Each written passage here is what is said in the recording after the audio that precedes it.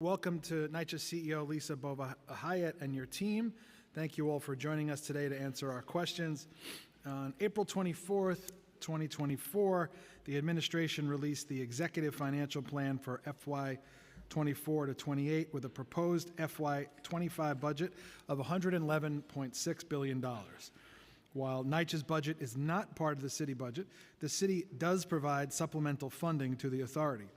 NYCHA's proposed supplement in the FY25 executive plan is $274.8 million, which is an increase of $58.3 million from the $216.5 million originally allocated in the FY25 preliminary plan. This increase is mostly due to additional community development block grant disaster recovery funds related to Hurricane Ida rebuilding, and as well as resiliency projects and city-funded salary adjustments for NYCHA staff.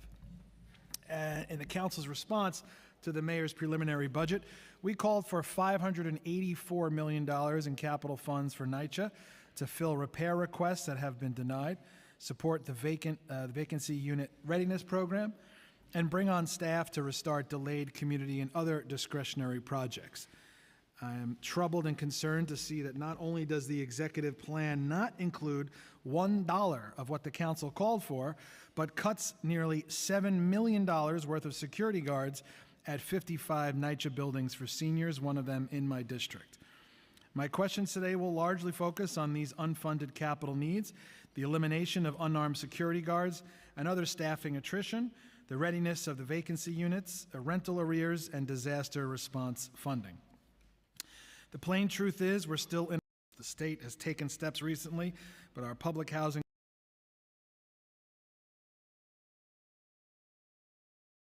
and to build a stable life.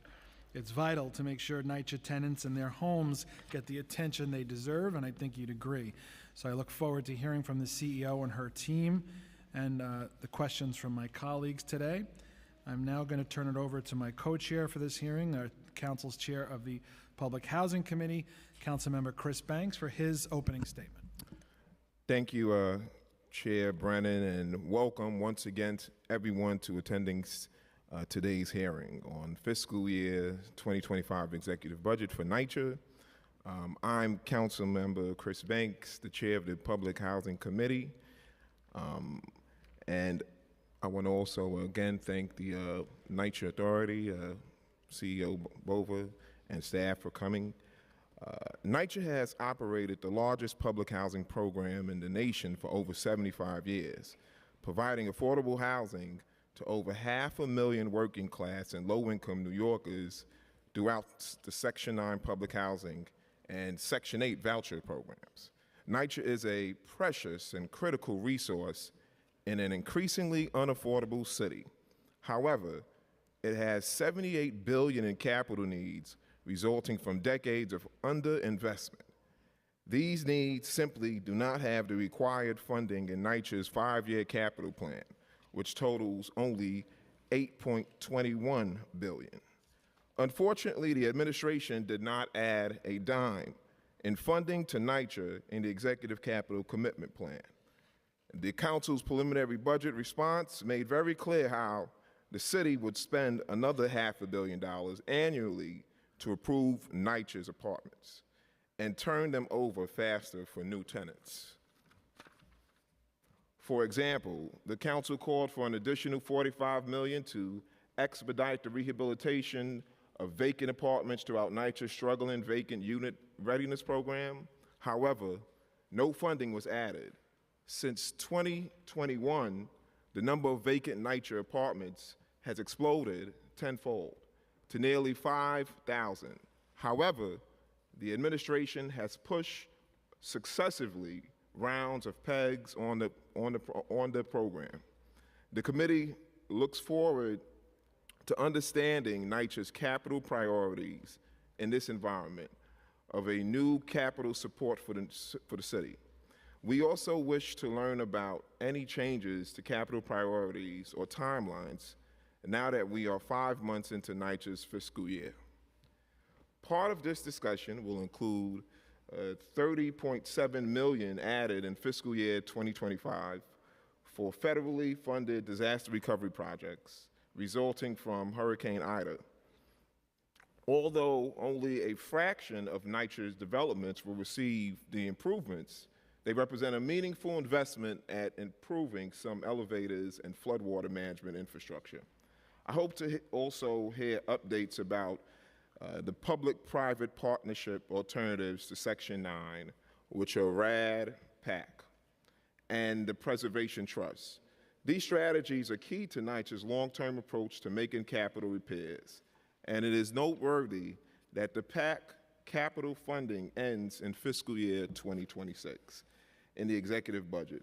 And we look forward to also understanding if the city's target of 62,000 apartments can really be converted to the PAC by then.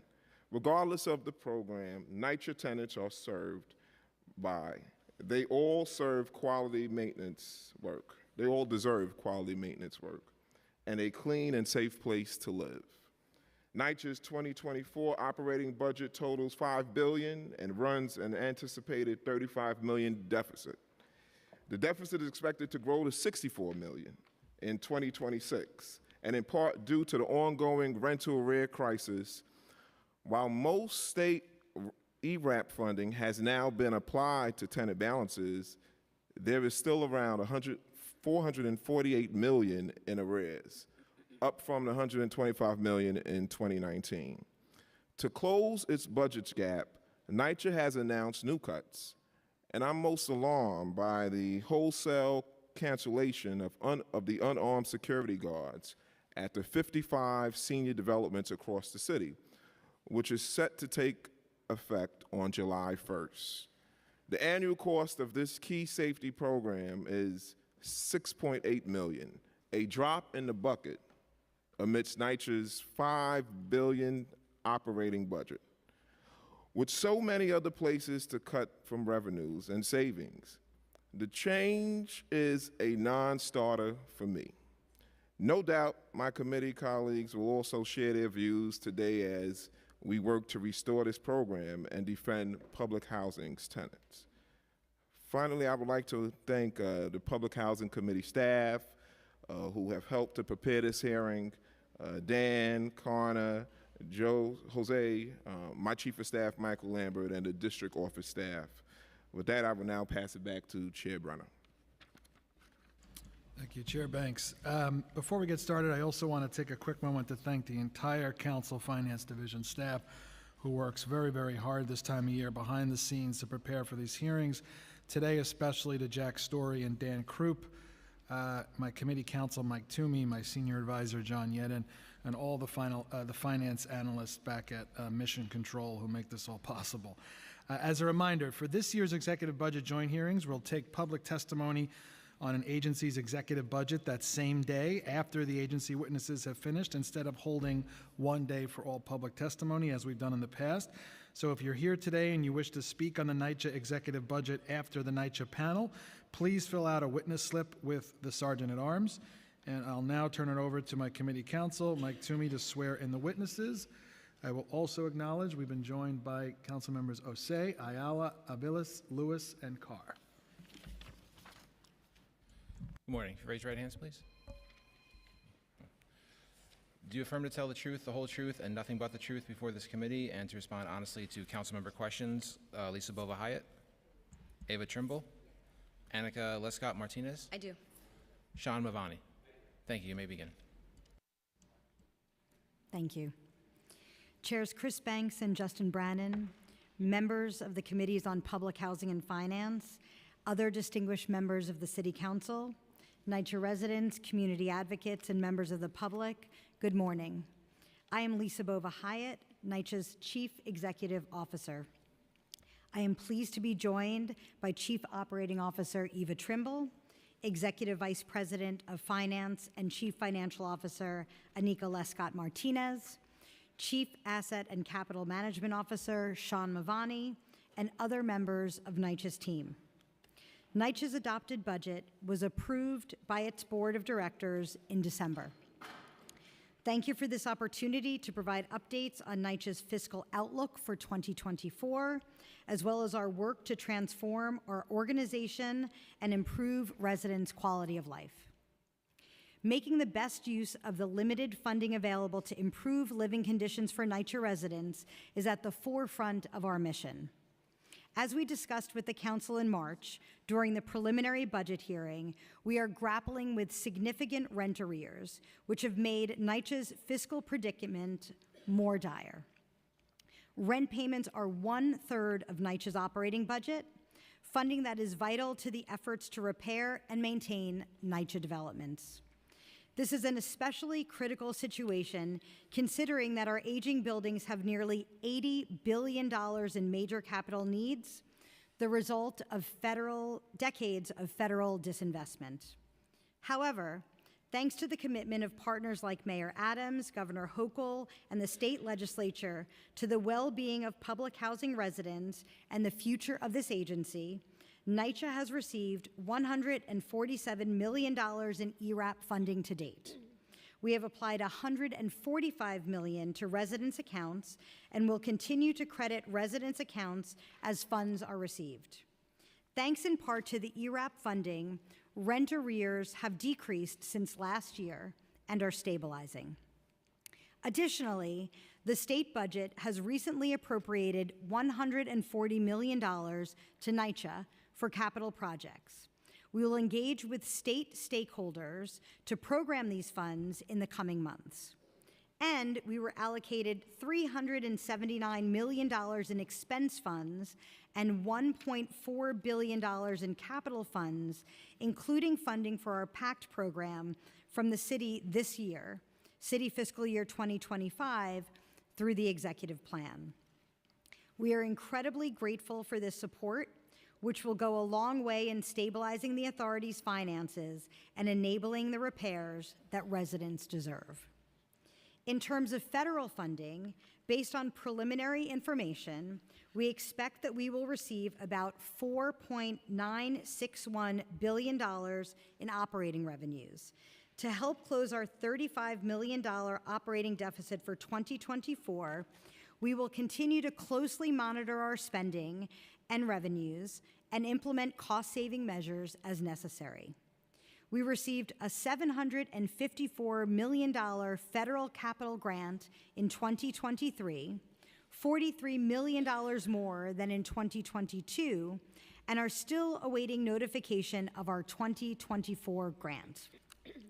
We appreciate the efforts of New York's congressional delegation to raise awareness about the imperative to provide funding for public housing. NYCHA's Section 8 program is sufficiently funded. We expect to receive about $1.89 billion for Section 8 vouchers and the associated administrative fees this year. NYCHA is receiving the previous year's expenses plus a Section 8 administrative fee that is estimated to be prorated by 90%. Our outlook regarding expenses has not changed. We continue to make strategic investments with the limited funding available to address the mandates of the HUD agreement and improve living conditions for residents. I must stress that NYCHA's finances are still precarious. We are only collecting about 71% of the rent owed, and rental arrears currently stand at $448 million, a $344 million increase from 2019, and well beyond the ERAP funding that NYCHA residents will receive. For these reasons, we continue to advocate for additional federal and state funding beyond ERAP to help address the shortfalls in our operating budget. Given the widening gap between operating expenses and revenues, NYCHA is implementing various cost-cutting measures to reduce expenses, such as decreasing property staff through attrition as developments convert through PACT, reducing central office expenses while reallocating the funding to essential services and prioritizing property management funding, and implementing overtime control measures. Capital funding also remains insufficient, and we continue to advocate for additional capital funding from the federal and state government. While the capital funding we receive is a fraction of the investments, repairs, and upgrades our buildings need, we are making a difference for residents with the funding we do receive. Last year, we expended over $1.1 billion on capital projects, completed construction for 100 projects, and also initiated over 100 projects. More than 600 capital projects are currently underway across the city, and we are targeting $1.5 billion in expenditure and completion of 150 projects this year. 5 City Council-funded projects that we had to pause last year due to staffing constraints have been restarted, and we plan to restart the remainder of the paused projects beginning in July and over the following 12 months. During our conversation with the Council at the preliminary budget hearing, we discussed a range of efforts underway to become a better landlord for residents and strengthen this vital institution so that it can continue providing affordable housing to future generations of New Yorkers. These efforts include housing preservation initiatives such as PACT, the Public Housing Preservation Trust, and comprehensive modernization, which will bring revitalized homes and improved building services from elevators to heating to residents. We are also focused on improving the way we operate, bringing faster and more efficient repairs through transformation plan initiatives such as work order reform and the neighborhood model.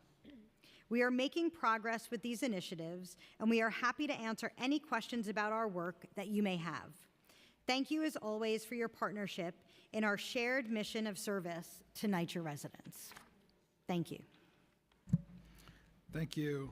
We've also been joined by council members Williams, Stevens, Botcher, Sanchez, and Moya on Zoom. The first line of your testimony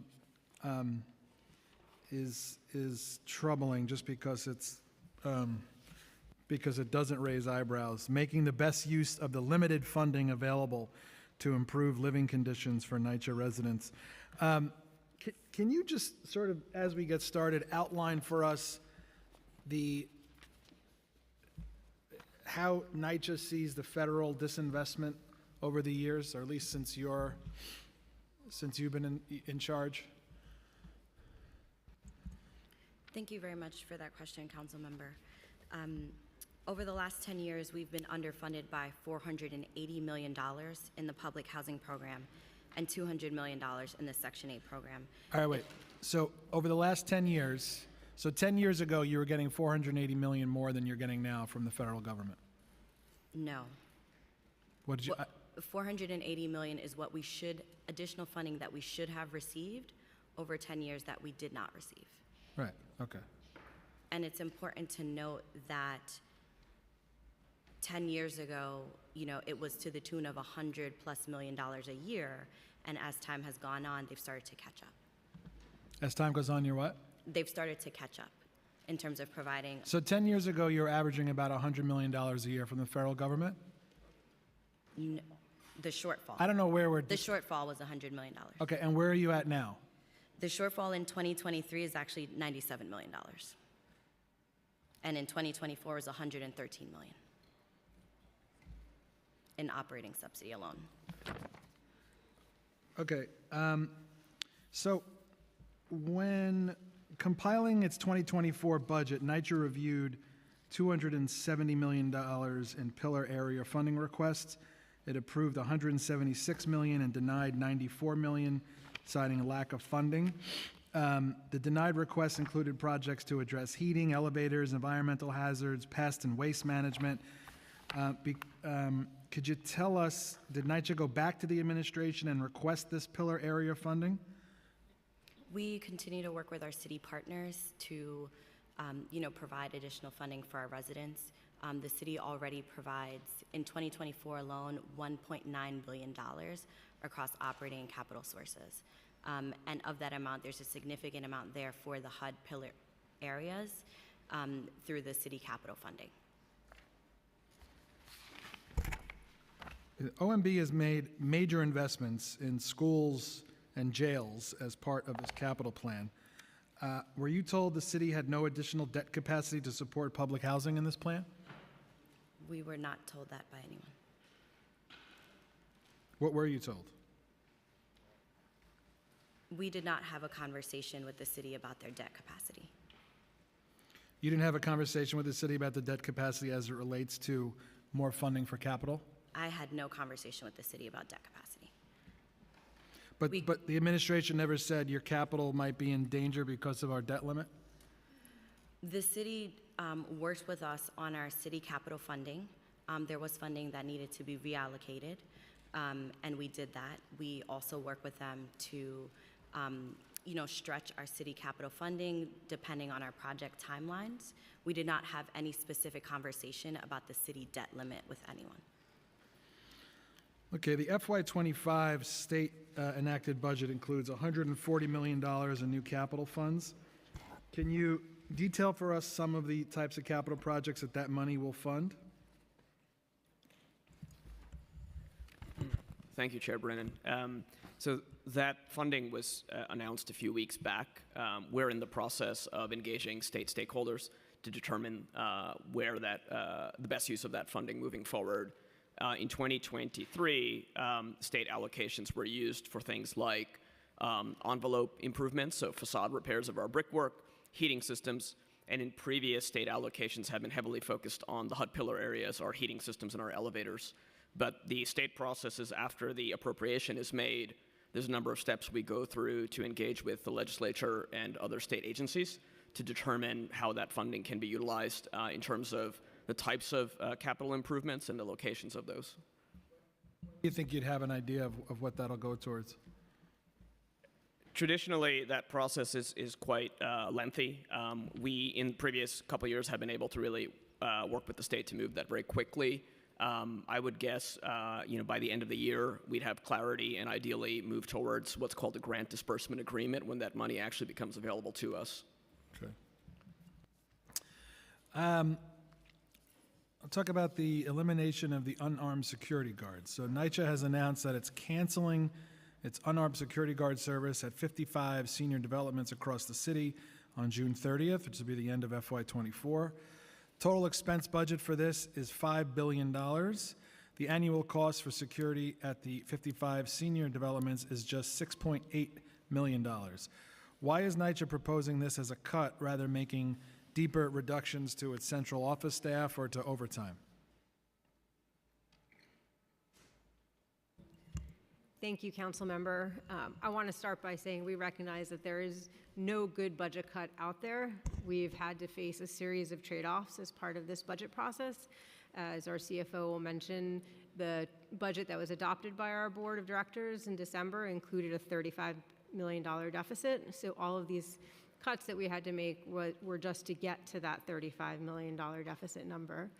The approximately $7 million for the unarmed security guards program is across 55 buildings, 55 senior buildings, and again, there's no good trade-offs. We have also made other cuts within our central office. We've made changes to our program operations in order to retain as much staffing and services to our residents as possible, and this was just one among a series of cuts that we've had to make.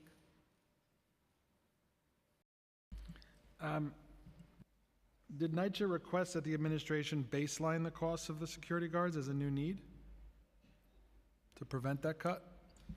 No. Why not? We worked with the city on various proposals regarding our funding.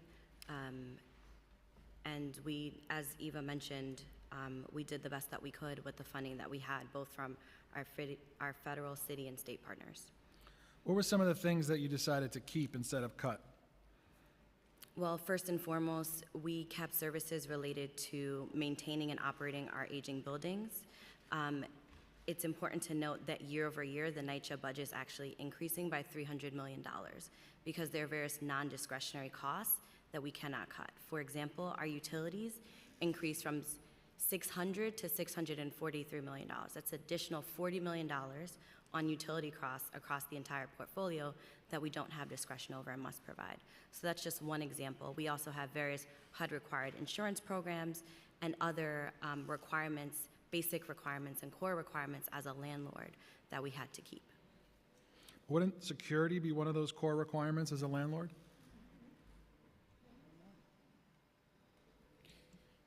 Right now, we are laser focused on our requirements providing heat, hot water, elevators, everything that's required of us by the HUD agreement. Security is not one of them. Okay. Look, I know better than anybody that the peanuts add up after a while, but $6.8 million for security at senior developments in NYCHA seems like something that should have been prioritized. Seems like something we're going to have to fight over that, we could be spending time fighting over other things. The one thing that concerns me is that unlike 2023, the 2024 budget makes no withdrawal from NYCHA's reserves. Why can't NYCHA bank on similarly improved finances by year's end, or just make a withdrawal from the reserves to keep those security guards? That's a really good question. So it's important to note that in 2023, we did pass a budget with a $65 million withdrawal from our reserve. We received $100 million from the state ERAP program, and that was a watershed moment for us. So when the 2023 budget was passed, at that time, the state had not yet changed their prioritization of NYCHA residents, and we had no idea that we were going to receive that funding. But as a matter of practice, we have to learn how to operate on the revenue that we bring in. It's not financially prudent to use our operating reserves every year to do what we know to be a planned expense. So as you mentioned, it is really difficult. There is no cut alone that brings us to balance, but together they do start to add up. And the 2023 budget is already in a $35 million deficit. So we have to find, before year end, $35 million just to end on balance. And that is our first priority. And we're going to closely monitor our budget and our revenues in order to get there. We also may have unplanned emergencies that we also need to contend with, and so we have to be very careful about the use of our reserves. Yeah, it just seems penny wise, pound foolish. $6.8 million for something like security guards at 55 senior developments. I don't see how that doesn't end up back in the budget at the end. The budget dance is a waste of time for everybody, especially New Yorkers. I don't understand that cut at all. The council's preliminary budget response called for $584 million for NYCHA capital projects and staffing to align with the mayor's 2021 commitment to fund NYCHA, including PACT, at $1.5 billion a year. Unfortunately, the executive capital plan included no new resources for NYCHA. Can you describe some of the projects that are in the NYCHA capital pipeline? Sure, thank you, Councilmember. So our current active portfolio, as Lisa mentioned, is above 600 projects, actually closer to 650. More than half of those projects are in construction, and more than half of that budget amount, it's about $6 billion of active budget that we're currently implementing. The major areas where we have projects are, as mentioned, the HUD pillars, so heating systems, elevators, waste management, roofs and facades, but also energy efficiency. We do make significant capital investments in safety and security as well, green infrastructure, community centers, and grounds. Our future pipeline, in terms of planned investments in the next few years based on city commitments and anticipated federal funding, is similarly focused on heating, waste management, safety and security, community center and grounds, and resiliency investments, as you mentioned earlier, from IDA-related funding and other resources. Could you tell us how many discretionary projects for things, we talk about heat and hot water like it's some great amenity. How many discretionary projects like playgrounds, community centers, security cameras have been delayed in the past year? Sure, it may be helpful just to understand the discretionary portion of our portfolio and then jump into your question. So amongst those 650 active projects we have today, about 250 of them have some form of city funding, whether that's a mayoral allocation or it is discretionary funding from council members or borough presidents or other sources. Those 250 projects with city funding have a budget upwards of $1 billion. Within that, we have 110 discretionary funded projects with a budget of about $75 million. And within those 110, 35 are what you referred to as delayed, or projects that we put on pause since March of 2023 or later during the year. with a budget of about $35 million. Okay.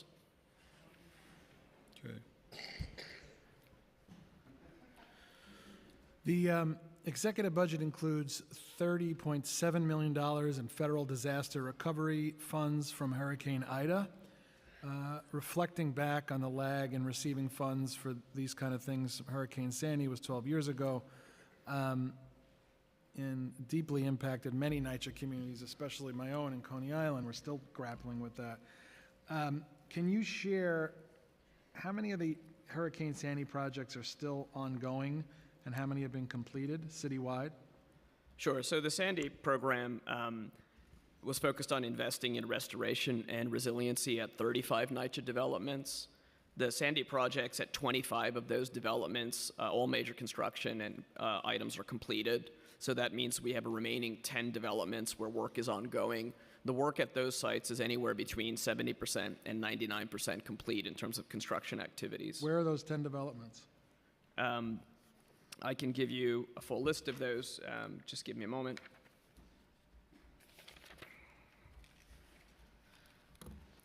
So Sandy work is still active at Baruch houses, at Hamel houses, at Red Hook East and West, 3 Coney Island developments, O'Dwyer, Surfside, and Coney Island Site 8, Cary Gardens, Metro North, and Haber houses. Okay. It's a lot of Coney Island. Let's talk about the NYCHA vacancy readiness program. NYCHA had previously shared it wants to target 3,000 units for renovation annually. Where are you in terms of that target year to date in FY24? Thank you, Council Member. I'm happy to report that so far in this fiscal year, we've had just over 2,600 move-ins through the vacant readiness program. How does that match up to years past? This year, we've increased our production, as we've spoken about in these hearings. We've had 40% more move-ins this year over last year. What's the average cost of an apartment renovation currently? On average, it's costing us about $45,000 a unit.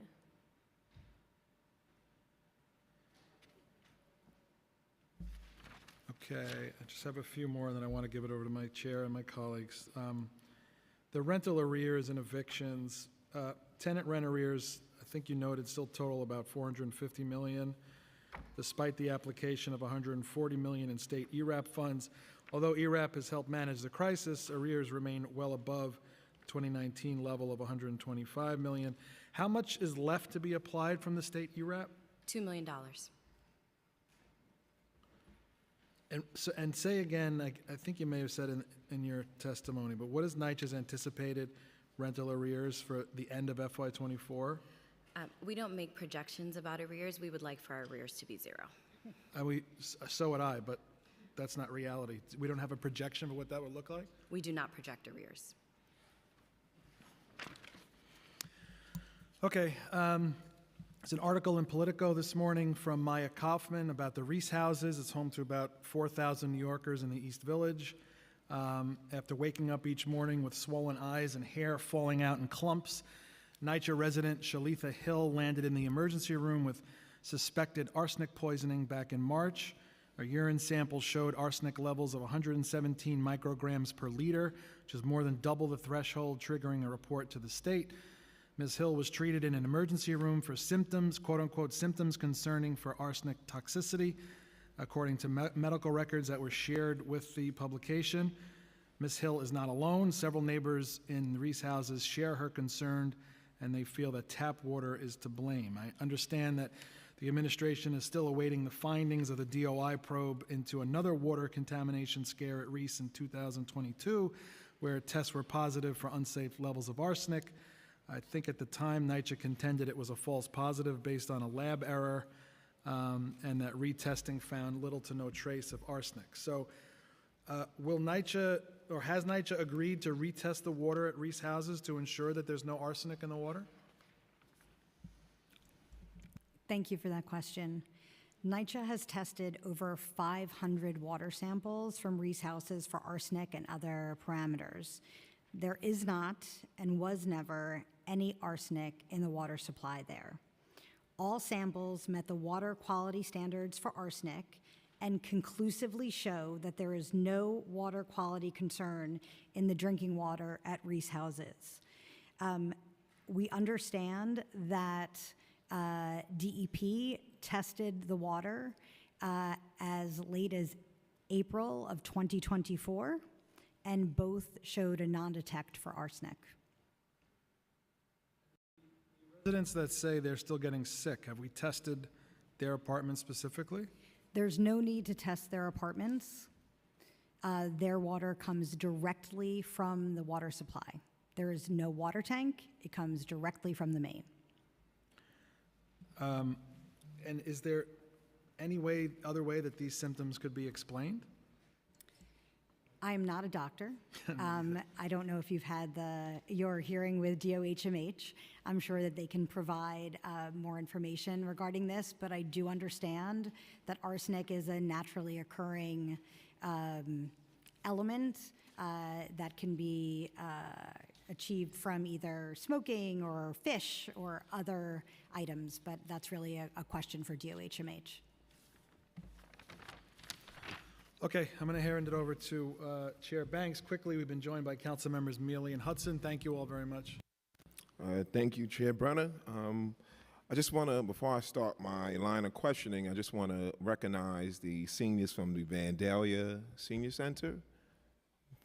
I also want to recognize the seniors from Carter G. Woodson. Good to see you. And I don't know if any seniors came from Mount Arab, but that's from one of my neighbor and colleague, Darlene Millie's district, from Mount Arab. Thank you for coming out. And thank you again, CEO Bova, for coming today. I just want to get straight to it. The cuts to the elimination of the unarmed security guard program. Obviously, this is something that is disheartening, disappointing, and to me, to agree with my colleague, it makes no sense. If security on NYCHA campuses has been a shared responsibility for a decade, what's the change? Thank you, Council Member. Again, the security guard program right now provides, for the most part, 1 8-hour shift of an unarmed security guard. All but 6 developments and buildings already have CCTV cameras.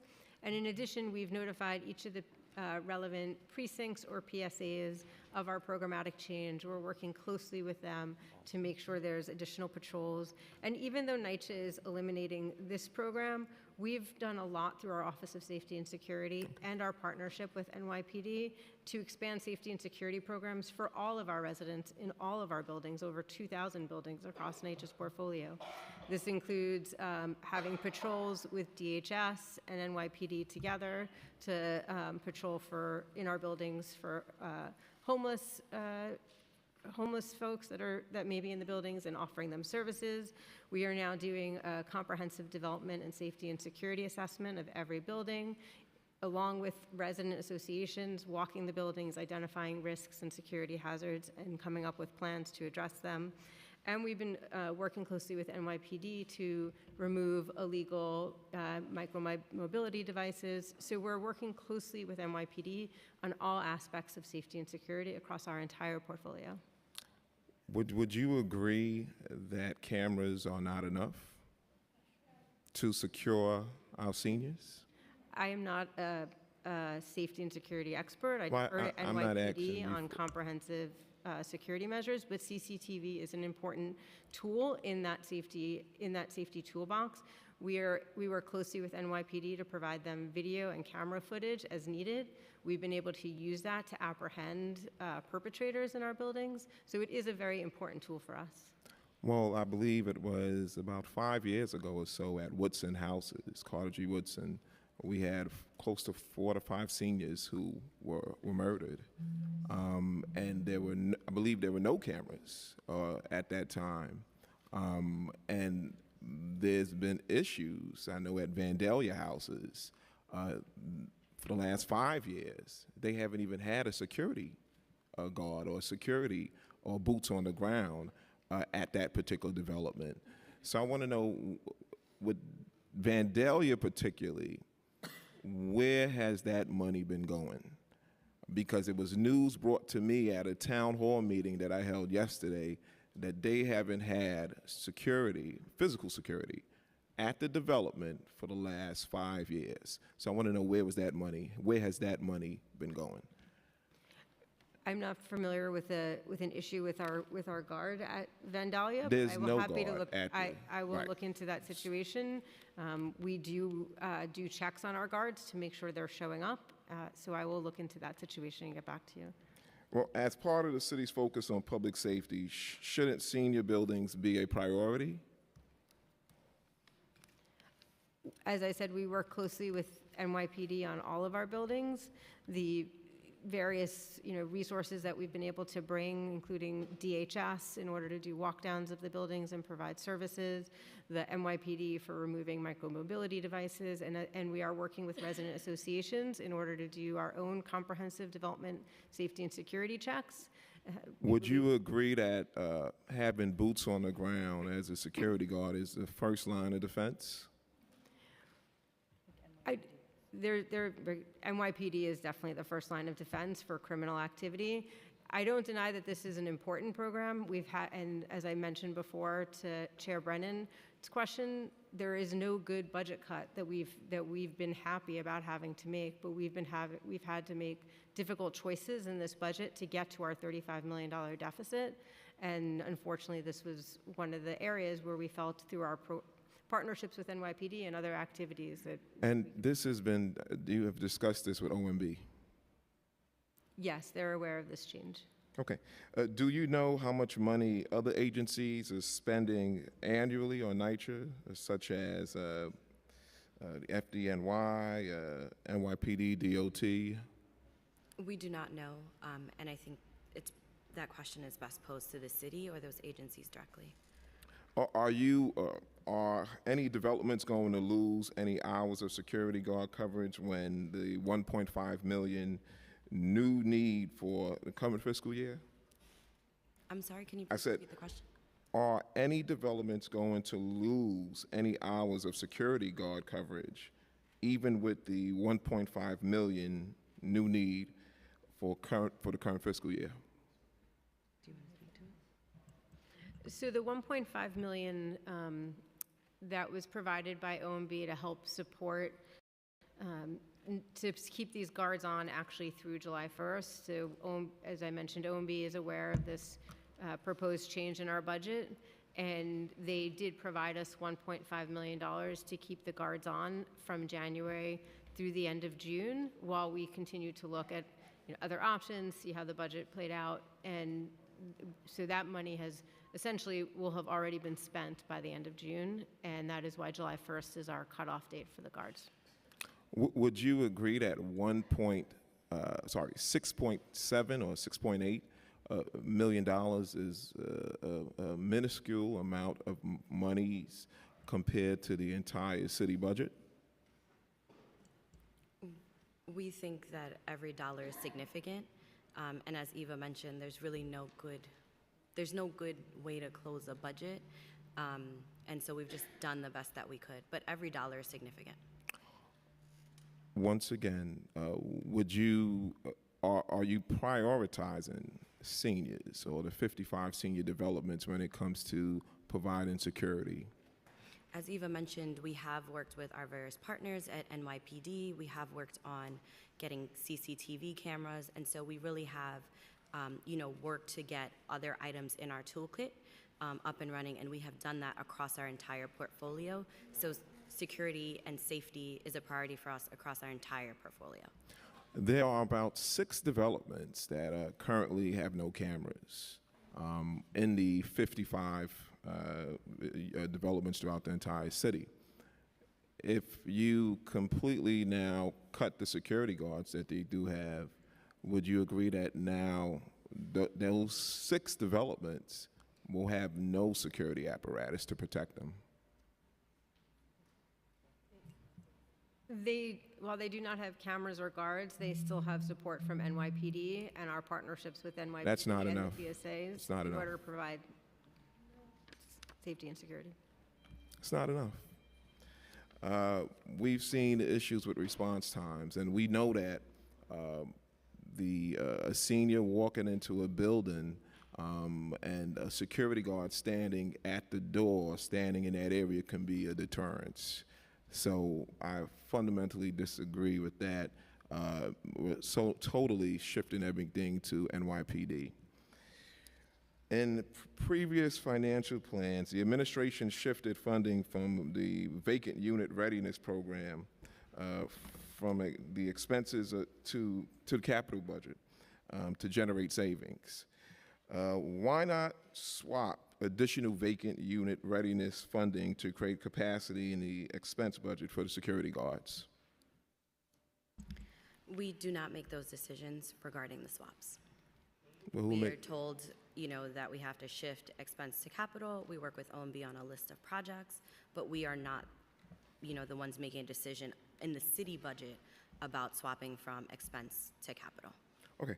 Are you certain that there will not be underspending in the vacant unit readiness funding line that could be used to fund these guards, other guards? We do our best to spend all the funding that is given to us in any given year. And as Eva mentioned, we have increased our production. We do now have a CP for our city capital for the vacant unit readiness program, as well as an approved RTP for the expense funding. So we are going to try our best to spend on all the funding. All right. I'm frustrated that the priority is not given to our seniors, and when folks draft a budget, it shows their intent. It shows the clarity of how they prioritize things. And obviously, it's shown that this administration is not prioritizing our seniors. $6.7 million should be a foregone thought to make sure that our seniors are protected and that layer of security is there. And this is a slap in the face of folks who have paved the way for us and who deserve to be prioritized. They're in their golden years, and we have to fight for $6.7 billion. It's disappointing, it's troubling, and obviously it's frustrating. I want to move on to the RAD PAC. NYCHA states that it is on track to include 62,000 apartments in the PAC program, which aims to bring comprehensive apartment repairs and building upgrades to more than 140,000 residents. NYCHA's website says over 20,000 homes have received repairs or are in progress. How many NYCHA buildings are scheduled to be converted into the PAC in fiscal year 2024, 2025, and 2026?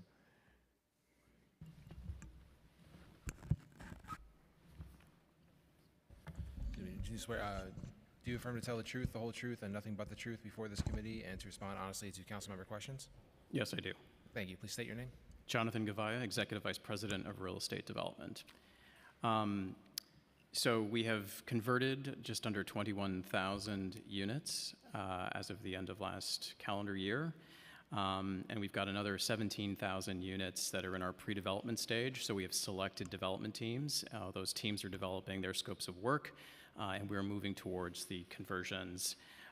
So we're going to continue to work with our PAC partners, OMB and others, to schedule each of those closings through the balance of 2024, 2025, and 2026, as you noted.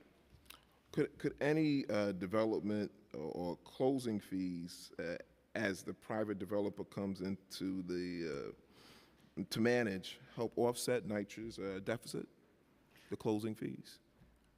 They may, and that has happened in the past. The issue is that those things are hard to predict. So we don't know our fee schedule until the deal is actually closed. And once we have that fee schedule, then we do include it in our budget as an other revenue item. Well, NYCHA has previously said it recognizes revenue conservatively. What is NYCHA's track record on under or over budgeting the PAC-related development fees? So we're pretty on target because, again, we wait until we receive the closing documents in order to put them into the budget. They really do differ from deal to deal, whether you get it as soon as the deal is closed or you can get it over time, so over 5 years or 3 years. So we wait until we have those deal documents signed and the deal is completed, and then we include them into the budget. So currently, are there any examples where a conversion has taken place or the closing has taken place and the fee has taken longer than a year or two? Can you name specific examples? I cannot name specific examples, but there are deals where fees are earned over time, and there are deals where you might receive fees upfront. So yes, there are examples of both. Where it has delayed, it's been over a year. I would not say it's delayed. It's in the deal document that you will earn, the developer fee as soon as you close the deal, and then over time you might receive, fees upon cash flow of the building or what have you. So those are very clearly spelled out in every single deal, and then they're put into the budget based on the year in which they're expected. Right. The Executive Capital Commitment Plan only includes capital funds for PAC through fiscal year 2026. Is it realistic to think that all the 62,000 apartments will have renovations completed by fiscal year 2026? So to clarify, our commitment was actually to convert 62,000 by 2028, so not necessarily have the construction complete by 2028. So we are working towards making sure that we can achieve that goal of converting all 62,000 by the end of 2028. And we, as I mentioned earlier, we're continuing to work with all our partners to make sure that we're getting the best scopes for the best price, and working with OMB to make sure that we can be supported along the way. So when does NYCHA intend to reach its goal of the 62,000 apartments in the PAC? By 2028. Okay. And is there enough capital funding to support these conversions of the 62,000 apartments? As I said, we are continuing to work with our PAC partners to scope out each of the projects to make sure that there's sufficient funding for each of the deals.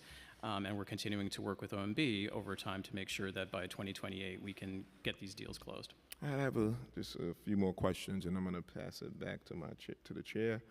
And when it comes to staffing and attrition, part of NYCHA's deficit closing strategy includes reducing staff through attrition.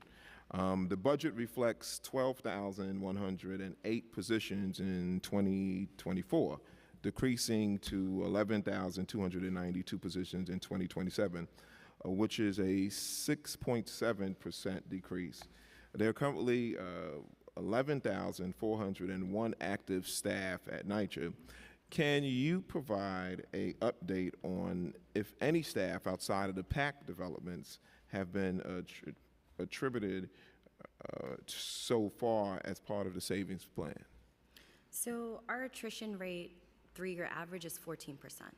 So we do attrit a large number of staff over time, and we will use attrition as one of the strategies, the main strategy, to get us to our budget amount. So what percentage of the redeployed NYCHA staff stay in the same borough where they previously worked?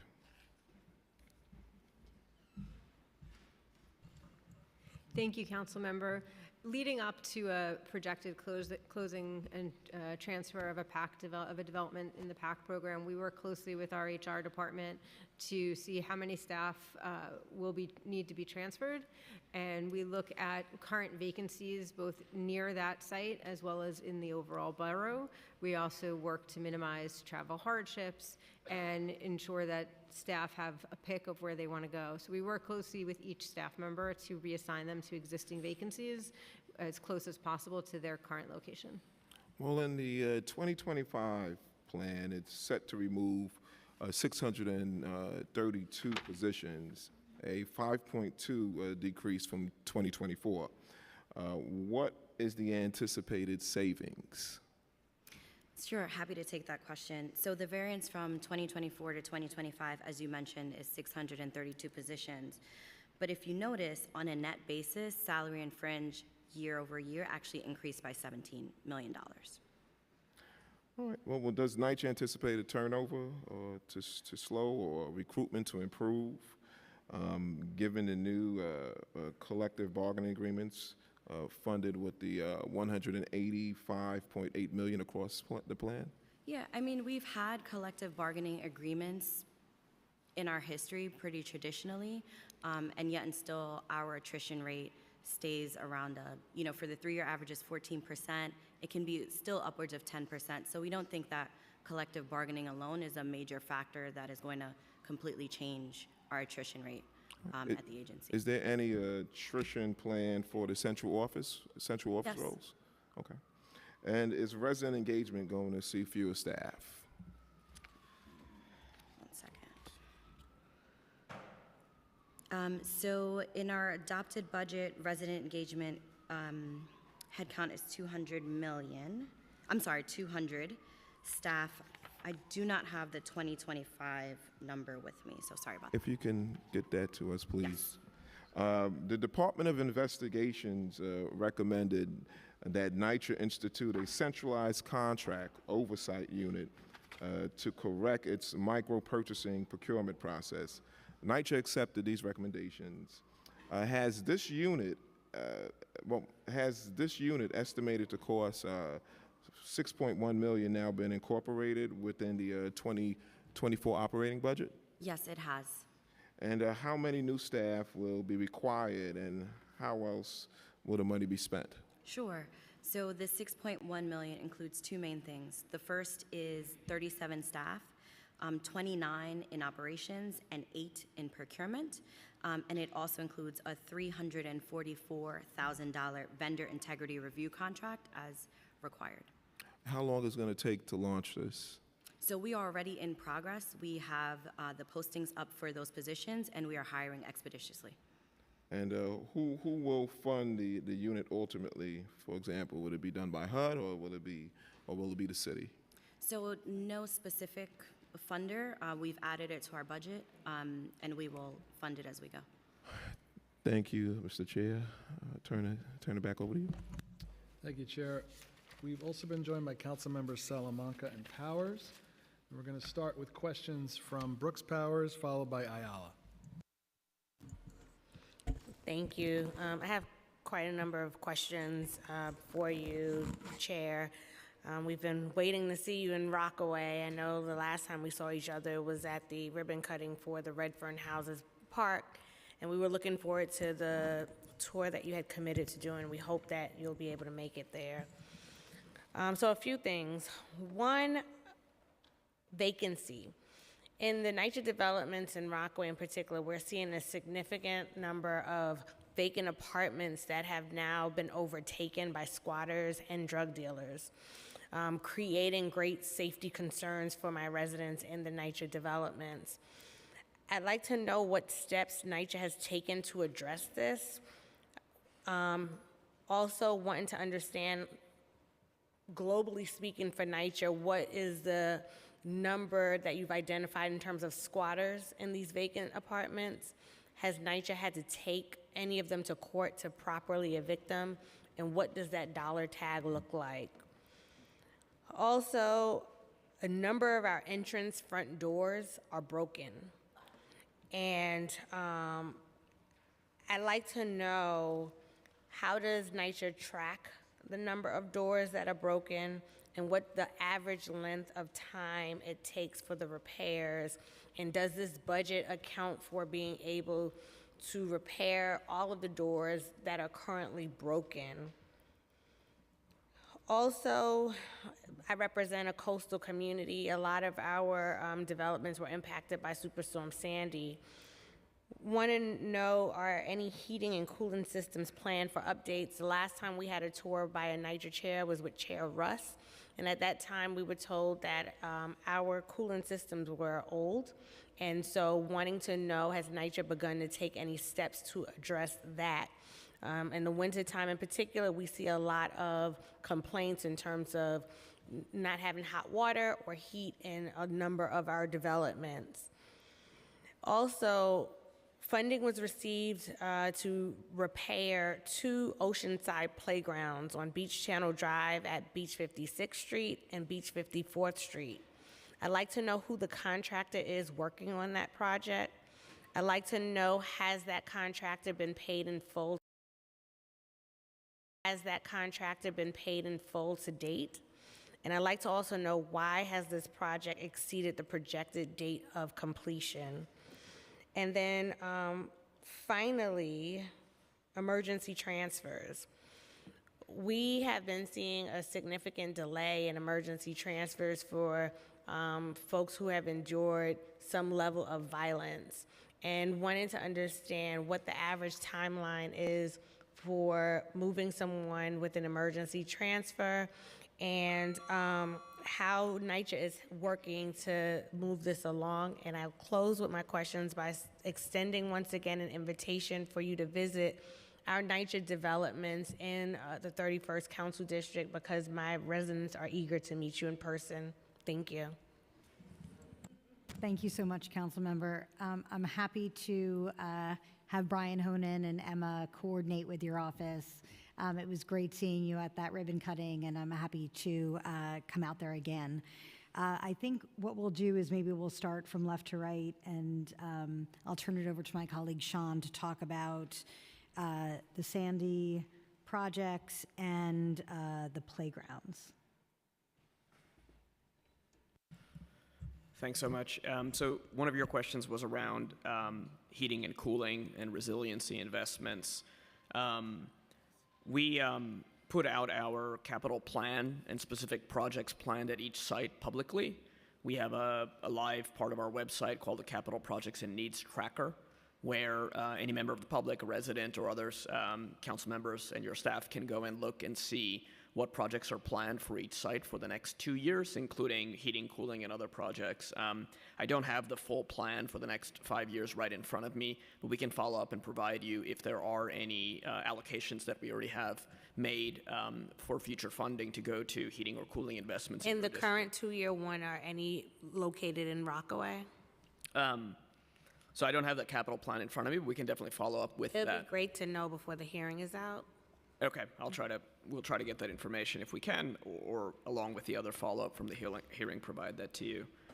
In terms of the specific playground issues, we've had challenges around performance of the contractor, material installation delays. The material is being installed. Who is the contractor? I'm just trying to get that name for you off of our tracker. We do anticipate the work completing this month and the fence being taken off in May and becoming publicly accessible and usable again.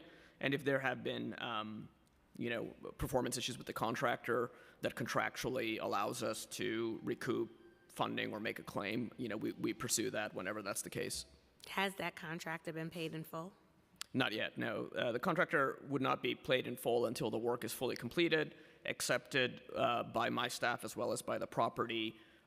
We also take resident leaders on punch list process typically nowadays for completed work to make sure everybody's comfortable with the quality of the work and the output. Only after all of that and the area becomes accessible for use again, then we go through a process with contractors that's called a closeout process, which is a 3 to 6 month process where we make a final payment based on everything that's happened, any type of changes, any type of performance issues. So those final payments to that contractor wouldn't happen until late this year. It would be great to expedite that because we're in year 2 and we keep on getting these end dates that haven't come to fruition yet. And I still like the contractor's name. Yeah, we'll get all that information to you. Thank you. Councilmember, you had asked about, I'll start with the broken doors, and I will, after this, our team will follow up separately with you to get the specific building addresses and so that I can specifically address those conditions. But in general, our process is that our caretakers walk down their buildings every day, and they're supposed to report any broken doors to management in order for follow-up. For broken doors, we try as best as possible to make any repairs in-house, but very often we do have to rely on vendors to come in because there's specialized equipment and materials involved. Our vendor process, we have a couple of different vendors on board that work on doors, but depending on We have many different types of doors throughout NYCHA, and depending on the door, it may require different materials and follow-up from the vendors as well. And so we have to work, it's really a case-by-case process to actually address each and every door. But that is something that we have been hyper-focused on over the last year or so. And as I said, our caretakers are required to report all broken doors every single day as part of their walk-downs. We've instituted a new program for our caretakers called Muster Mornings, where we've required that they fill out checklists and report that back to property management. And so this is part of our overall focus on the conditions in every single building. That's great because we know where they are, but my concern is about getting them actually repaired. Is this budget going to help to address and make sure that these doors are being repaired? Our contracts right now are funded to make these repairs, so it's just about getting materials and making sure that the repairs get done. So that's why I will follow up and get back to you on exactly where each of your doors and your developments are in that process. Regarding squatters, I agree, this is definitely an issue we've been hearing more about as well. I don't have a single reporting tool where every squatter is, so I can't tell you how many squatters we have right now across our portfolio. However, we've instituted a new protocol in partnership with both our law department and NYPD. Our property managers are reporting any assumed or possible squatting situations to our law department, and we're working with NYPD to research the situation. Sometimes people think it's squatters, it's maybe a remaining family member that we're still working on. So we really want to be careful as we research the family and the household before we take action, but we are working with NYPD and if necessary through the eviction process to remove squatters from our buildings. And is there a dollar amount to when you have to do this, and has NYCHA had to do this? We don't have a specific dollar amount just for this. It's part of our regular tenancy management work. Oh, thank you. And then you asked about emergency transfers. I don't have the average wait time right now for emergency transfers, but I can tell you we have over 2,800 prospective tenants on our emergency transfer list right now. Will you be able to get that for us? Yes, we can follow up with you on that. And thank you, Chair. The last thing I'll say is it would be great if we would be able to see an increase in hiring for staff with NYCHA also in terms of keeping the grounds. I have relatively higher NYCHA developments, and to have one person responsible for 2 of those buildings, it makes it extremely difficult and unfair to them to properly take care of the grounds that they would like to, in the way they would like to. And so seeing more staffing would, I think, help to address the cleanliness of the developments, and that also can be a deterrent in what we see in the hallways and what have you, and the stairwells in the buildings as well. And now we have questions from Ayala, followed by Marte. Thank you, Chair Brennan. I wanted to start off by saying that, I heard a lot about the NYPD being used as a means to deter specific activities at NYCHA, and I want to just remind NYCHA that the NYPD is not NYCHA's private security, and I've had this conversation and said this many of times at hearings in the past. In any other housing situation, it is the landlord's responsibility to address, their residents directly. I am very cautious when it comes to including the NYPD and activities that are the landlord's responsibility to address. So I would like to know, since they're so heavily involved in the day-to-day policing of our public housing developments, what is the actual part, how much of the budget goes towards the NYPD for this extra layer of security? NYCHA does not pay the NYPD. Oh, so they do it for free? They do it as part of their policing of the city and in partnership with us. All right. Could you explain what would you consider an NYPD-worthy call?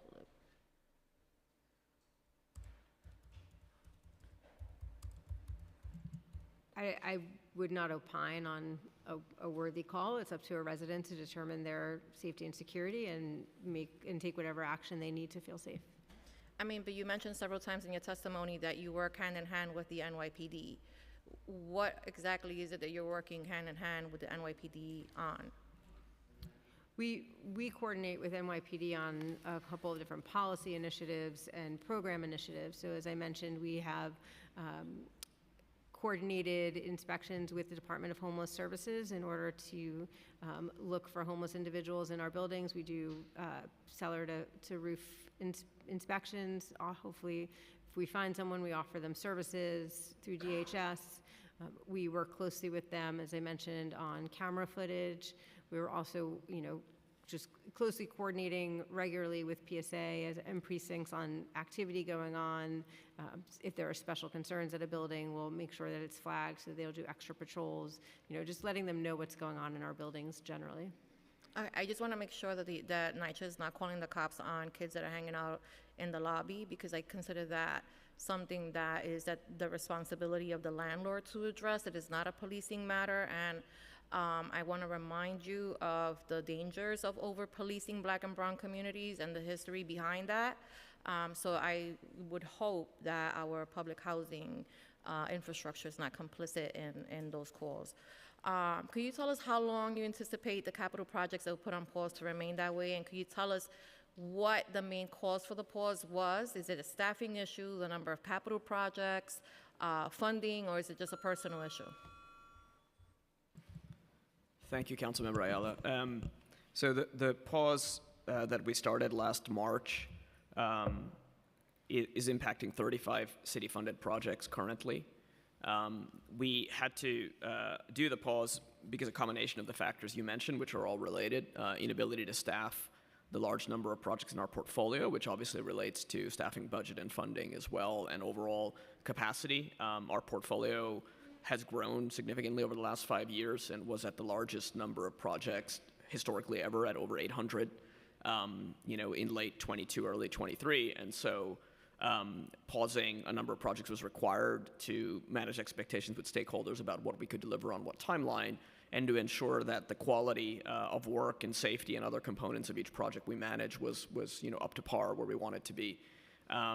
We do, 5 of the projects that were paused last year have already been restarted for various reasons because of timing of construction or things like that. The remaining 35, we are developing a plan to restart from this July through next July of 25. And we plan to restart all of the projects in sequence in that period, working with stakeholders, but also other considerations around access in the campus, where the work is happening, sequencing with other construction work happening at the property, where the project is in terms of design work or procurement work that's required once we pick it back up, staffing of the teams, et cetera. And so we have been and will engage with residents, leaders, and other stakeholders in developing out that restart plan. Can you remind me what the number of projected projects is to date? What is the number of projects that NYCHA has in totality, capital projects? Currently, we have active just under 650 projects. 650. So how were the 35 selected? The 35 were selected last year, first based on we cannot pause projects that are in construction already. Given we already have a contractor, we have a legal contract, so that kind of reduced those projects. We then had to prioritize all of our HUD agreement pillars, compliance areas, anything impacting life or health safety directly, including safety and security type of projects. So all of those projects we chose to continue, and that really left a small subset of projects, what you see as well paused today, which is largely where we receive discretionary funding for playgrounds, community centers, and other grounds type of work. Okay, I'm happy to hear that at least there's a conversation to reconvene at some point, because many of these projects had already begun the planning process, and it left the resident, leadership kind of, up in the air because they had already started, imagining the spaces and planning with NYCHA.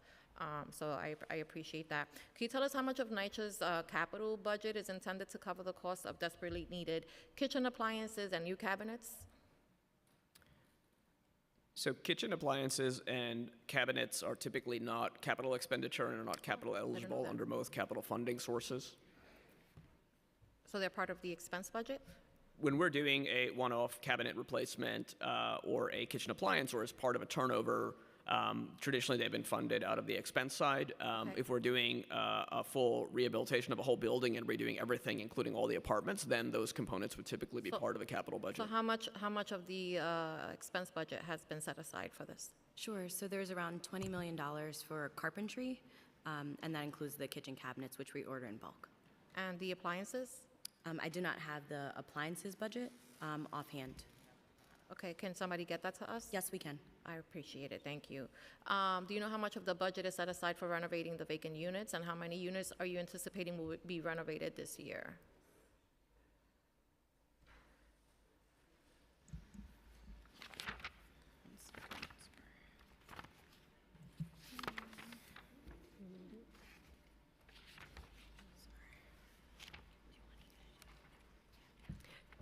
Thank you. So the city has provided, in this fiscal year, we've already received approval for 23.5 million in expense budget, of which we've already billed 8.3 million of that. In addition, we've received a CP for 54 million in city capital. Those are just part of the sources that have been made available this fiscal year, but we've gotten those approvals and we're starting to spend those down. And those support all of our vacant unit production. Everything we do now all of our vacant unit production is supported in some way by the city funding, which we're very grateful for. And we've done so far just over 2,600 units this fiscal year towards our goal of 3,000. 3,000, okay, okay. And can you tell us how much the administration allocated in this year's budget for NYCHA overall, and what will and has NYCHA leadership made, has NYCHA leadership made an ask for additional operating dollars of the city? Sure. So the city budget in fiscal year 2024 is 1.9 billion across capital and expense, and in fiscal year 2025, it's $1.6 billion. And we continuously work with our city partners to request additional funding as needed and work on priorities. In the final question, could you tell us what NYCHA's policy is on addressing emergency repairs at developments that are set to transition to PACT and RAD, and is the elimination of the security guards as senior buildings a part of that? Sure, so I can start with the first one, which is, as a property is set to go to PACT, it is still a NYCHA property, and so we still address those emergency needs as they arise. We do not transfer sort of ownership partially and responsibility until there's an actual deal in place. So if an emergency arises and a property is set to be converted, it is still a NYCHA property and very much still our responsibility. So I would love it if somebody could get back to me with an explanation on what happened at 335 East 111th Street, because that was a building that was transitioned to PACT, and while we were in the midst of the pandemic, they had a water damage in the mailboxes, and folks were not able to get access to their mail because the mail boxes were damaged for so long that the post office was then sending mail back during the pandemic, which I found really just horrible, because people were dependent on, letters from, HRA, from other, safety net programs.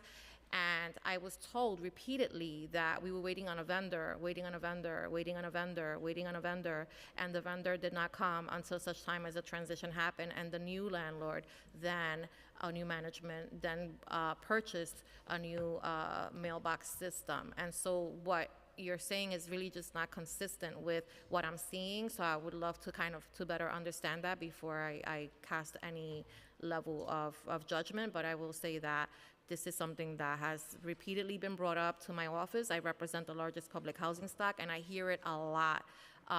People that have no ceilings in their bathrooms, and we're looking for somebody, and it seems like a stalling tactic until the new management takes over. So that is really concerning. And then finally, I would just add, my 2 cents on the security issue situation. I find it really dangerous to, it doesn't seem like a large amount of money. I think that is something that we could identify somewhere else in the budget. I, was a pretend resident association president for 2 years of Corsi Houses because of the number of folks that were living in the staircases, that were doing push and robberies at the development. And I remember in one incident having the PSA captain present at one of those meetings, and he says, this is the safest building. We don't get any calls from this building. And the reason they weren't getting calls was because the seniors were so afraid that somebody would find out that they had made that call, and that would put themselves in, a further dangerous situation, that they didn't pick up the phone. And so I have always felt that NYCHA did a disservice by building these buildings where you have the most vulnerable population, and then there are no social services, there is no real adequate security, and now to eliminate the little bit that we do have is really detrimental. So it seems like a small thing. The security cameras at that same development at Corsi, we funded the layered access system there, and I'll tell you that it's also not been what I was sold and told that it would be. So we have had many issues with that as well, and I really hope that, this is an area where you would reconsider. Thank you. Okay, questions from Councilmember Marte, followed by Salamanca. Thank you, Chair. And I want to add on to that point. This budget dance of $6.8 million for security puts people's lives in danger and brings a lot of fear and mental insecurity to these seniors who are the most vulnerable. And it's ridiculous that as elected officials, we get this information from our TA presidents. NYCHA should have told us immediately if this was going to even be part of the budget table, right? And so it's concerning that I have residents in LaGuardia Edition texting me photos of a homeless man living in their lobby for 2 days after they called PSA 4, when that has never happened before because they used to have security. And so this is the stress that we're putting on our most vulnerable when we should be trying to give them the best care possible. So just wanted to add that and really stress the point that it's almost ridiculous that we have gotten to this point where we're putting seniors pit against everything else. Pit against, vacancies, pit against staffing. Like, we should do the very least to protect them, especially when it's just crumbs out of a $5 billion budget. My question is about the 5,000 vacancies that got the misreported in March. In your testimony, you said that you're currently working at 2,600 of those vacancies, and your goal is to get to 3,000. When do you think you'll achieve that goal this year? Thank you, Council Member. So we set the goal of 3,000 for this fiscal year. I think we hope to meet that by the end of the fiscal year as projected. We are doing just over 400 units a month right now in our production. However, the reason the overall number is not going down as much as we would like is because almost 60% of those move-ins are associated with transfers and not new admissions. So for every move-in that we have, another unit becomes vacant. So our baseline is still staying fairly steady right now. And so you think in the next 2 years, it will stay in that consistent level of around 5,000 vacancies because of these transfer and not move-ins? And what's the plan to do more recruitment from homeless shelters compared to just transfers?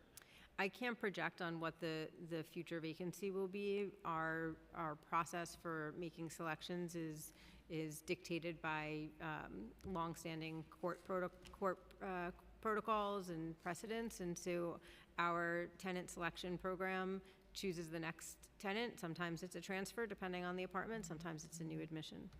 And how many of these vacancies are going to be offloaded through PAC and RAD and other privatization avenues that NYCHA has taken?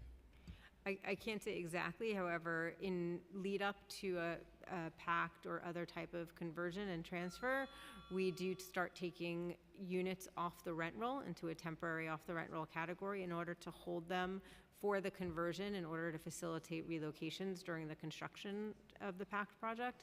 So right now, it's possible some of the vacancies in our pipeline are associated with future PACT conversions, but right now it's hard to say. Okay, my last question, just to confirm this and getting it on the record. So no capital project that has been funded is off limits, right? Will be started, or there'll be ongoing work this fiscal year? So just to correct that, what we said is that currently we have the 35 city-funded projects paused that were paused last March or within a few months of that afterwards. we have an active portfolio of 650 projects. Those 35 projects, we're developing a plan to restart between July of this year and July of next year. So basically, in fiscal 25, we will restart all of those projects. If we continue to receive new funding, which we're always looking for, we have to manage that to our capacity, so it's possible in the future we have more projects than we can manage. But right now, from what we know of city, federal, and other funding coming in, we have that plan to restart all of those projects by the end of fiscal 25. Thank you. Questions from Salamanca. We've also been joined by Councilmember Brewer. Thank you, Mr. Chair. Good morning. I want to follow up on my questioning from the last hearing that we had here with NYCHA on sidewalks. And I want to bring it up again. For a private homeowner, a business, or a building owner, when their sidewalks are damaged, the Department of Transportation comes in, gives you a warning, gives you time to correct the situation. And if that private owner chooses not to fix the issue or resolve the issue, they come in, they do the work, they give you a summons, and then they give you a bill. My question is NYCHA responsible for the sidewalks?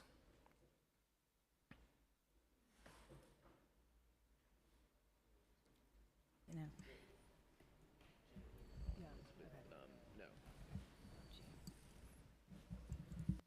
So my understanding, and we'll fully clarify this with our legal team offline, when we've run into this in the context of capital projects, typically NYCHA is not responsible once it's on the sidewalk and off of our property line. But it may vary based on certain circumstances. So you do not consider the sidewalks part of your property line? So thank you for that question. And sidewalks are very, very technical. Most of the NYCHA campuses were acquired by the City of New York by eminent domain and then transferred to NYCHA as a state entity. The city may have retained the sidewalks outside, so each development is probably different. If there is a specific development that you're interested, so within the campus, it would be our responsibility, but I believe outside of the campus, it would not be. But if there's a specific development that you have a question about, we can certainly, it would have to be done through a title search, and we could work with the New York City Law Department or a private company. But sidewalks and streets are very, very hyper-technical when it comes to Title II and responsibility for. So during the winter months, in front of my home, if I do not clean the snow or clean the garbage, I get a summons, right? Isn't that the case with NYCHA? Aren't you responsible also for cleaning the snow in front of your sidewalk of your buildings? The reason that I'm getting at this question is, in forest houses, for years, we saw that there were big potholes on these sidewalks. And in our last hearing, I brought up the issue. And what NYCHA's representative, what they said was that they're not responsible for their sidewalks. That's the Department of Transportation's responsibility. Well, I reached out to the Department of Transportation, and there seems to be some type of agreement that you have where if there is damage to the sidewalk, NYCHA is responsible for notifying the Department of Transportation, and they will come, they will fix it. And it looks like DOT knew that I was coming to this hearing because as I was walking in, they texted me some of the patchwork that they did in forest houses. And so my question in terms of sidewalks here, if that's the case, as you are transitioning with some of your RAD and PAC programs, are they going to be held to that same standard as NYCHA when it comes to fixing their sidewalks? Or is the Department of Transportation going to come in and give them a violation if their sidewalk is damaged? Or will it be the Department of Transportation's responsibility, since that is the agreement that they have with NYCHA? Thank you for that question. I'm actually not aware of an agreement that we have with the Department of Transportation. With respect to what they will do with a pact partner, I think is a question for the Department of Transportation. I just feel that if you are, it's still your property and you're handing over, you're bringing in RAD and PAC to be responsible for the maintenance of these buildings, that they too should be given the same liberty in terms of how you, in terms of fixing sidewalks and in terms of the summonses and violations that they give. Since NYCHA subcontracts, because that's what it is, you're subcontracting the Department of Transportation to fix your sidewalks. How much does NYCHA spend a year paying the Department of Transportation to actually fix your sidewalks? You have to be sworn in. So, do you affirm to tell the truth, the whole truth, and nothing but the truth before this committee, and to respond honestly to council member questions? Yes, I do. Thank you. Please state your name. Thank you. My name is Brian Honan. So I don't have the total dollar amount, but in the beginning of the year, we do submit a list of the worst sidewalks within our portfolio. Forest Houses was not. But after it was brought to my attention by you, council member, we did have several conversations with them. They did send out inspectors, and it appears that they've done some work. So we are appreciative of that from Department of Transportation. This is something that has always been in place. Department of Transportation has always been responsible for sidewalks. It is something that, as long as NYCHA has been, an authority, I have no other way. No one I know, and I've been with the authority almost 20 years, nobody I know, within the authority knows of it another way. Over the last few years, funding has increased in this area, I will say, which is good. We used to get maybe, like $1 or $2 million a year, which would be eaten up within, the first month of the year.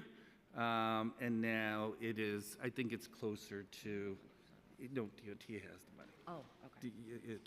So the money within DOT's budget. I don't know the exact dollar amount, but there is a coordination between NYCHA and DOT on the worst sidewalks.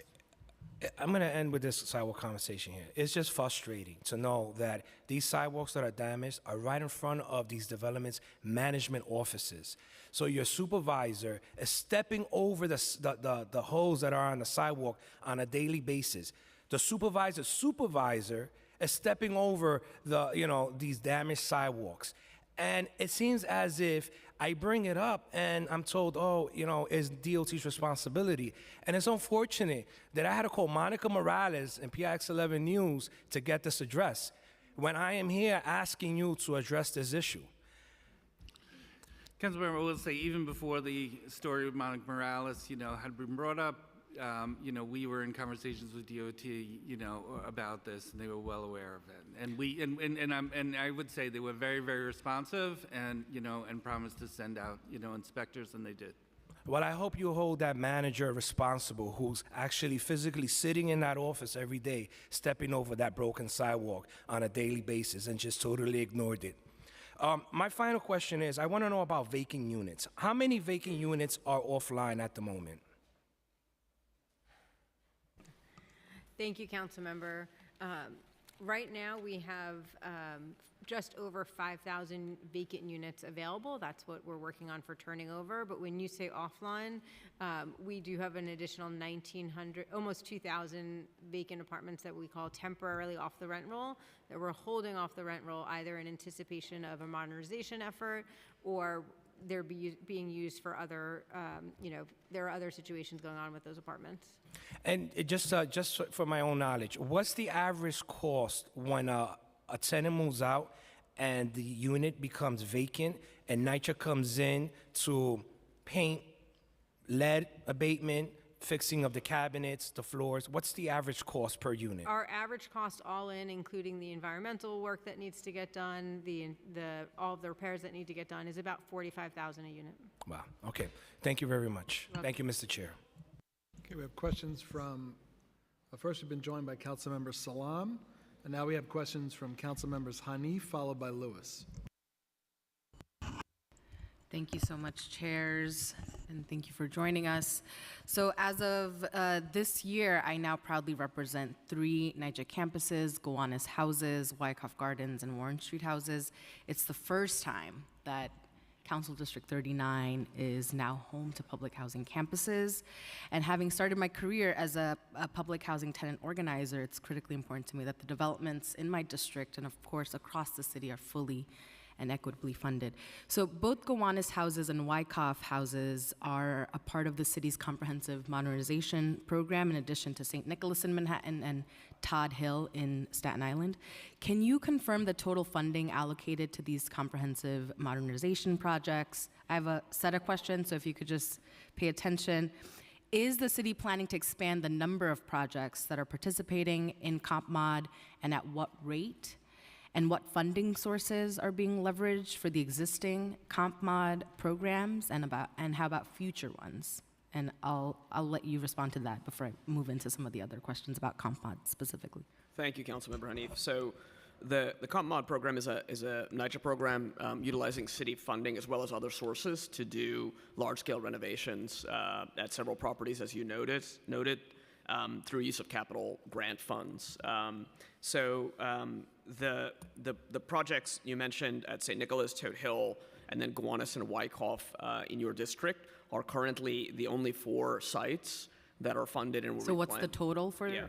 So for Gowanus houses in Wyckoff Gardens, the funding largely has come in through the Gowanus rezoning program. That's right. And so $212 million was allocated through that.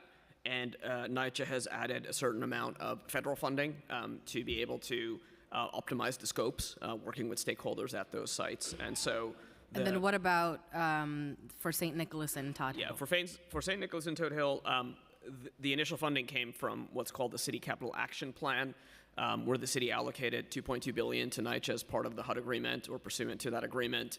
Out of that, $678 million is allocated for St. Nicholas and Toad Hill. And then again, we've looked for other funding, either our own HUD funding or grant funding to supplement that to be able to do an integrated scope at both of those developments. So is there an effort to expand the number of projects participating in CompMod?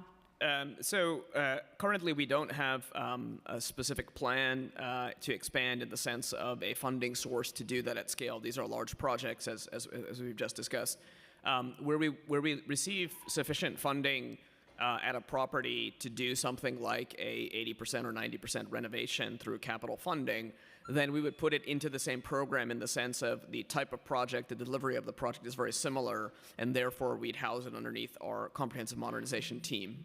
Got it. So as of right now, and chairs, I just have a few more questions if you'd allow me. So as of right now, outside of the 4, there is no plan as of, let's say today, for additional funding to CompMod or this extensive, hefty renovations. Okay, moving on. There was a devastating fire at the Gowanus houses in recent months, and I know fire safety, particularly across our aging public housing stock, is a critical issue. How much funding is NYCHA dedicating in the coming fiscal year to fire safety training across NYCHA campuses, and how is this distributed across the city and campuses? Thank you so much for that question. We agree fire safety is critically important. I don't have the specific budget numbers on that program with us today, but we'll definitely follow up and get that back to you. I will say that NYCHA is investing in our fire safety program. We've hired a new fire safety director recently that's reconstituting the entire department and really refocusing our efforts. We're having a stronger relationship with FDNY. We have been doing training events and educational awareness events. We hosted the first ever fire safety training event with all of our resident leaders just recently. And as of this year? Yes. Everything you're describing is just 2024? Just within this. But right now, you don't have any data on just the allocations that went towards? I'm sorry, we didn't bring that specific number with us today, but we will definitely share it with you. Okay, great. And then going into the sitting vacant apartments, as my colleagues lifted up, the council's budget response requested $45 million for the vacant unit readiness program. The executive plan does not include any of that funding. Could you just go into again why NYCHA is not planning to fund this program, and what is NYCHA's target for the target vacancy rate for the next 2 years? Great, thank you very much, Councilmember, for that question. So we have $226 million for the vacant unit readiness program over 5 years, from fiscal year 2024 to 2028.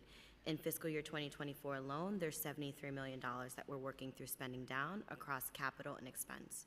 and our target is 3,000 units. Got it. And then what changes and procedures is NYCHA making to ensure that it can efficiently rehab apartments to lower the vacancy rate to its goal or lower?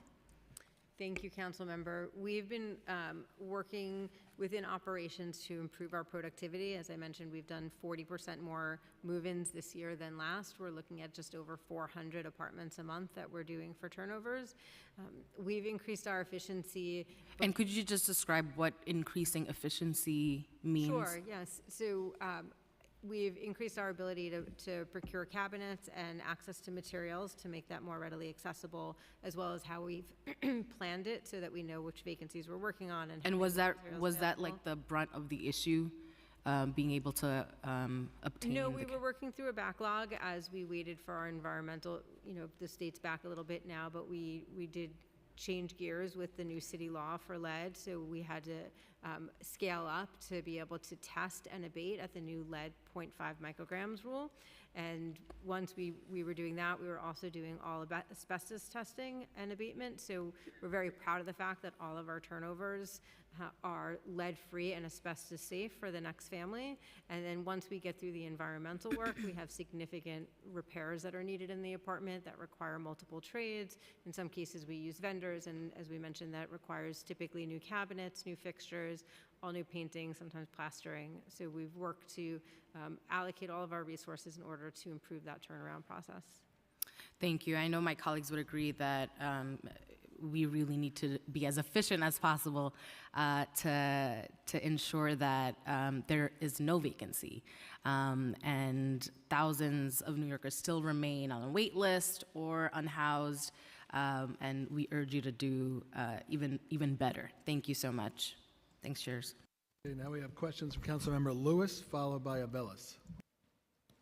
Thank you, Chairs, and good afternoon. Good morning. Thank you for being here today. I have a few questions on capital projects, vacancies, and corruption. So the first one is in response to the preliminary budget. The council called for $5 million to support staffing for issues with capital project completion. In the FY25 executive budget, there was no additional funding allocated. One particularly egregious case of neglect on capital projects occurred at Glenwood Houses in my district, where the city council funded the reconstruction of the community center's restroom for improvements and to include ADA accessibility of $650,000 in 2022. Construction halted after multiple years of nothing happening, and NYCHA failed to provide recourse and information to my office and residents throughout the process. So you could imagine how minors, little boys and little girls, use the bathroom. Additionally, I have another project that was funded through participatory budgeting for an awning of $135,000, and we have been told that although the funding is there, NYCHA has no plans to actually complete the project, and no time frame was ever provided to us. So the questions on that: how does NYCHA plan to address the extreme delays and lack of prioritization of funded capital projects by the city for repairs?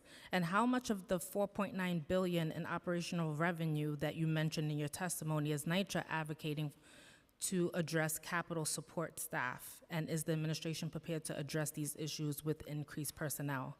My next question is on vacancy. There are several operational issues affecting NYCHA buildings in my district and citywide. I've had numerous cases regarding the administration of Section 8 vouchers and move-ins that have been delayed to inspections. I had a case in my district where a domestic violence survivor was waiting for over a year to move into Glenwood Houses in my district due to lead inspection with no recourse or support from on-site management and customer contact support. How does NYCHA plan to address the inordinate delays that tenants face when moving into units with their vouchers with this current budgeted headcount at the agency? And is NYCHA aware of the dysfunction of the service due to long hours, long hold times to get support to get into their homes? The last one is on corruption. My last question is relating to staff rehabilitation of public housing stock.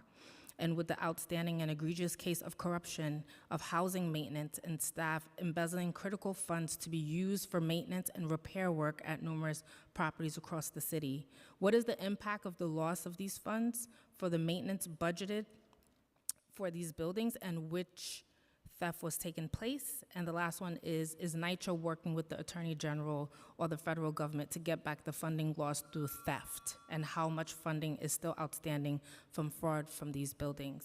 Thank you. Thank you, Councilmember Lewis. So I'll start with the questions related to our capital projects work. I think you initially asked around staffing and staffing budgets. As a non-city agency, we do not receive expense funding for our capital project staffing. But within our operating budget, a significant portion of that, around personnel expenses, does go to my area that manages our capital projects. And so we're a large division. We're running a large number of projects. And as I mentioned earlier, any of the projects that were paused, including at Glenwood, we are developing a plan to restart them now so that we're able to move all of them forward expeditiously. So are you saying Glenwood is on your list of the 650? Yes, Glenwood is on the list. You mentioned two different projects. There's one that's awning, another is the restrooms for minors. Yeah, so the restrooms is on the list of paused projects and something that we will plan that restart together with stakeholders. The awning I'll follow up on because I'm not clear on that funding and that project as you mentioned it today. I would mention, so in terms of your point around how do we communicate with residents and stakeholders, we do a quarterly in-person meeting with resident leaders at each site, including at Glenwood, where we go through the status of all projects, whether they are already active, whether they are on hold, whether they are planned for the future. We talk through those issues, any concerns the resident leadership has. We currently have no superintendent, and if there is one, we're not aware of who that is. So this is not the superintendent who has this meeting. This is folks from my team on the capital side. Yeah, but they haven't met with us. I'm just letting you know the last time we had a meeting was a couple of months ago. Okay, I'll follow up on that. We also provide biannual letters to council members' offices regarding all projects in their district, the status of those projects, and anytime. Unfortunately, last year we had to formally pause those projects. We did one-off meetings with stakeholders as well as provided formal letters to everyone around what was happening, why it was happening, and we're working to mitigate, any adverse impact from that as we move forward. Right, we received no letter in regards to a heating pipe that was supposed to be put in the original plans, and we learned later that that's what halted minors from getting access to a bathroom. I'm happy to follow up on that. I'm not familiar with that specific issue, but if there's something there, we'll look into that and just see know where the the gap was. holdup holds up young people from being able to have access to a restroom during after-school programming and Saturday programming. I understand. Thank you for raising that. If you could please discuss the vacancy issue that we mentioned. Yes, thank you, Councilmember. I'd like to follow up separately with you to hear about these delays that you're referring to regarding placing voucher holders in apartments. I'm not familiar with this specific case, so I think it's best that you brief me on the situation so I can follow up with the staff involved. And just know there's multiple members here that have the same issues in their districts. Yes, I'd like to hear more about that. And are all of you allowed to have a conversation on corruption? I'm sorry. We continue to work closely with the IG and the Southern District. We were just as disappointed and dismayed. There is no room for corruption at a NYCHA development and in NYCHA as an organization. And we are working, again, with the IG and the Southern District, and to the extent that we can recoup any funds that were lost, we'll work collaboratively with them to do that. Thank you. Thank you, Chair. Questions from Councilmember Aviles, followed by Mealy. Thank you, chairs, and good afternoon to the NYCHA team. I was just thinking that we had a hearing just this past November on safety and security at the NYCHA campuses, where we discussed pretty thoroughly the needs in senior buildings. So you wouldn't be surprised to know how shocked I was, given the discussion there. That suddenly 6.8 million is where we're going to find savings. It kind of likened to how NYCHA proposed finding savings with air conditioning. just makes no sense to me. So I'd like to understand the rationale besides all budget cuts are hard. Of course they are. And they're particularly hard on our residents who have to live with this on a daily basis. What was the criteria that you used to make this decision? Specifically, can you tell me how many resident complaints you have heard for each of the developments that are impacted by now this sudden removal of safety and security? Can you talk to me about all the different criteria that went into making this decision? And not purely on a fiscal level, but what quality of life concerns did you take into account in making this decision? Do you want me to start? Sure. So as mentioned, we have pretty significant needs at NYCHA. Everyone is aware of those. At the same time, we have a pretty significant tenant arrears of $448 million. So that's $448 million that we should have that we don't have. And over the last 3 years, we've really done the best that we could using reserves and really trying to increase staffing at the properties and in other areas to be able to address the needs at the properties in terms of maintaining and operating aging buildings and also meeting our HUD agreement requirements. But at some point, there just isn't enough money to go around. We do agree with you that it is a really difficult decision to make. We did not take that decision lightly. It weighs on us pretty heavily, the tough choices that we have to make. And I can tell you that we did that, looking across holistically. No area was immune from budget cuts. My area got a budget cut. Lisa's, it's across the board. So we really could you provide, try to split that. I really do feel badly about this, that the government has defunded NYCHA systematically over a good number of years. And, I'm a huge cheerleader of the importance of this public housing asset. As we know, 175,000 people are still waiting, despite all the challenges and the $80 billion capital needs. There's still hundreds of thousands of New Yorkers who need this housing. So can you tell me how many complaints did NYCHA receive around safety issues for seniors over the last 5 years? I'm sorry, Councilmember, I don't have that data with us today, but we can certainly follow up with you separately regarding that. Okay, and I'd like to know additionally what other criteria you looked on. We talked about safety and security, and sorry, Chair, I'll wrap up really quickly. We talked about layered access. We talked about broken locks and safety assessments that were wholly unfunded, that NYCHA were doing safety assessments but did not have the capital to actually implement anything. Were there any efficiencies to be found in some of these incredibly bloated contracts that have not been found to be very effective? Are we looking in those places for savings? Yes, that's true. So we have done a couple of things. First and foremost, we tried to prioritize maintenance and operating funding for the properties. That's our job as a landlord.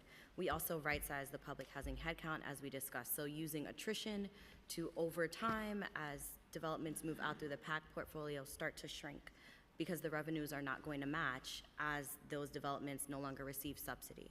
We also reduced central office expenses and reallocated those fundings to core areas and pillar services. And we also put in place significant overtime control measures to really try to constrain our costs. Yet and still, with all of those things together, we could not balance the budget or even get close. And so that's where we had to make those really difficult decisions. Other things that we did, for example, specifically speaking to contracts, we replaced third-party heating vendors with in-house staff to more efficiently manage our heating plants, and those items were previously managed by outside contractors. So to your point, that is an area that we are hyper-focused on, and we've already started to see efficiencies as our in-house staff members can do more work in apartments that those vendors could not perform. So we hear you, and that's an area that through our work here, and then also at the work and our DOI recommendations, is something that we're continuing to look at to get rid of fraud, waste, and abuse. I appreciate that, and I trust that you're combing for every dollar. This is just not the place to cut. One life, one safety issue,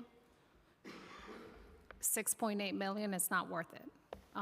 So I would urge you to really go back or have the administration, if this is what the administration wants to leave our seniors out, hang out to dry, then they're going to be accountable for the one injury, the one problem that we're going to have with our. For something like Hope Gardens, who's a Brad Pack site, I'm not understanding why NYCHA is carrying still capital projects when that is a Rad Pack site on the books. Shouldn't that be the developer's responsibility? So I think you're referring to the recovery money, the CDBG money, yes. So that is the result of some extensive flooding that has occurred since Hurricane Ida, and there have been a number of floods since due to heavy rains, and it's a function of the sewer system in the area that can't handle the capacity. So we applied for some funding to make the site more resilient, and we were awarded that money, and we're moving forward with those projects. Of course, I'm in favor of anything that's going to support residents, but it sounds really interesting that we are now having sites that are in private management and should be incurring the costs to do any kind of renovation for these buildings, yet we are still, as a city, applying to subsidize private management to do the upgrades for the buildings that they need. So I'm not sure where we're seeing savings if this continues to happen as well. We're subsidizing both private development and then unloading on private developers as well. It doesn't make a whole lot of sense to me. Thank you for the comment. Again, you know, this is an extreme situation. This is not something that we're doing in the regular course of business. It's due to the unique flooding characteristics of this neighborhood. Thank you, Chair.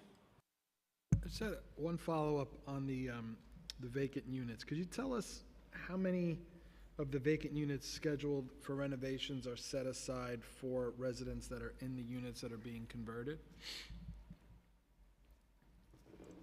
So none of the apartments that are available right now and part of our turnover pipeline are necessarily part of the upcoming packed conversions. When we anticipate a conversion, we then those apartments that become vacant become what we call temporarily off the rent roll, and we put them into that separate category in order to hold those vacancies for the PAC developer in order to facilitate in-place relocations during their construction process. So we don't do those turnovers. So they're not part of our pipeline. Got it, okay. Okay, we have questions now from Mealy, followed by Hudson.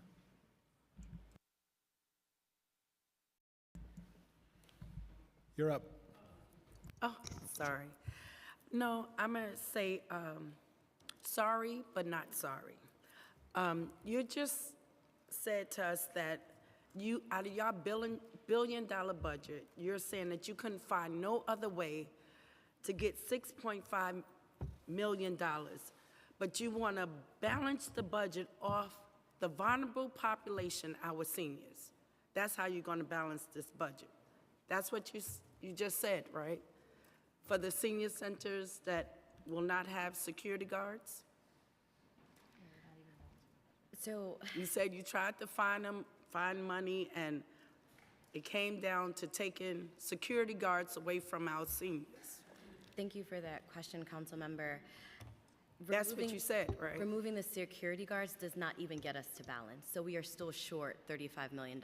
And if there's an emergency, we could be short more than that before year end.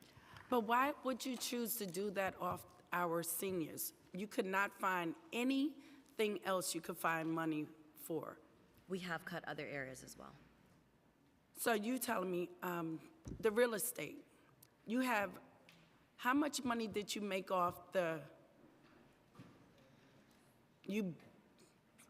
you have some land at U Gilroy Senior Center that you take in their backyard and you gave, you developing housing on there right now. How much did you make from that? So the projects, I think you're referring to are at Van Dyke. Those Not are, Van Dyke, U. Gilroy Senior Center, Kingsborough. so those projects are 100% affordable projects, and so How much did you make from the land? That was a senior NYCHA building, and now you yes, so sold those are 100% the property affordable. behind it, Yeah, those right? are 100% affordable projects, and so You're not answering my so question. they require You're not subsidy. answering my question, sir. I'm getting there. So they require some subsidy, which could be the form of land value. So we don't actually make a lot of money off of those transactions. So you just gave away land? No, we get about, I think for those, we can confirm the numbers, but it would be single $1 million. I asked at the last hearing, Chair, and please, Financial Department. Last hearing, they said they gave away the land behind the senior center for housing. And you saying you have no money and you're gonna give away land that you're gonna make billions off our seniors with that new building. Because they are trying to get on Housing Connect to get into the apartments right now.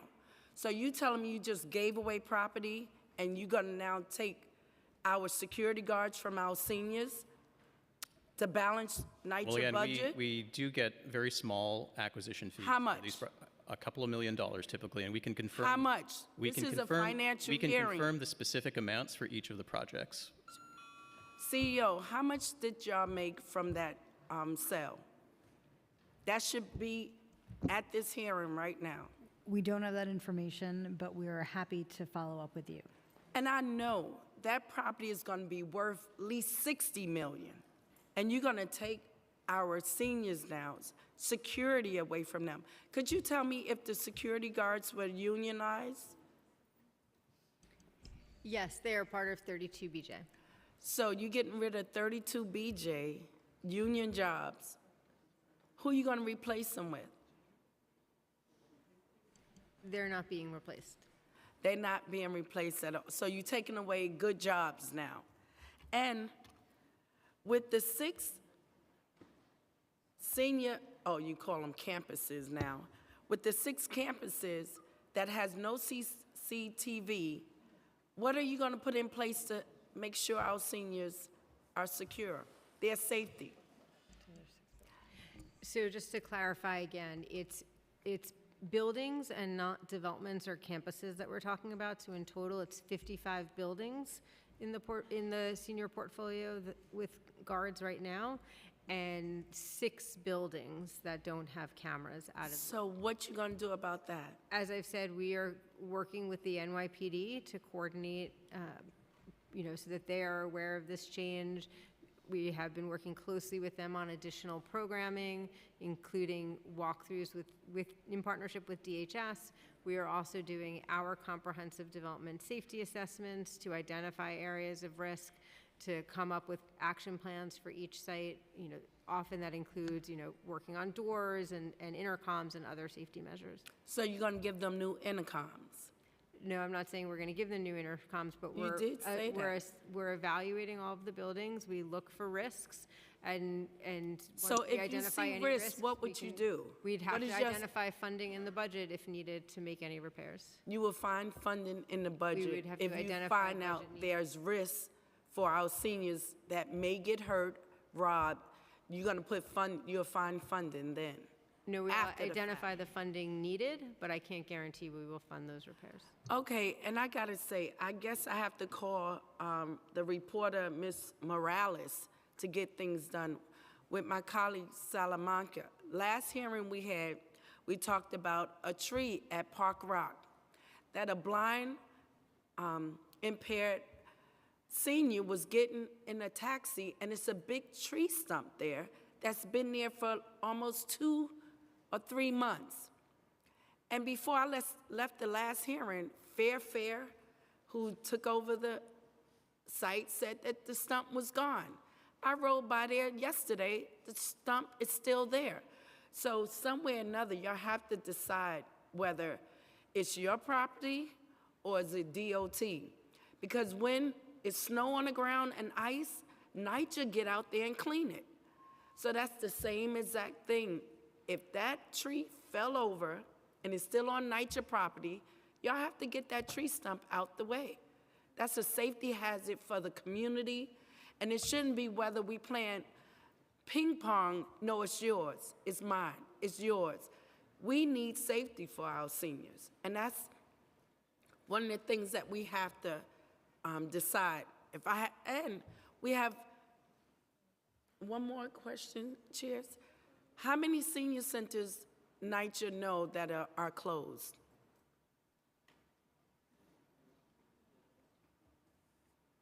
We can get back to you with that number. I don't have it available right now, how many senior centers are currently closed. Do you know Mount Ararat is closed right now?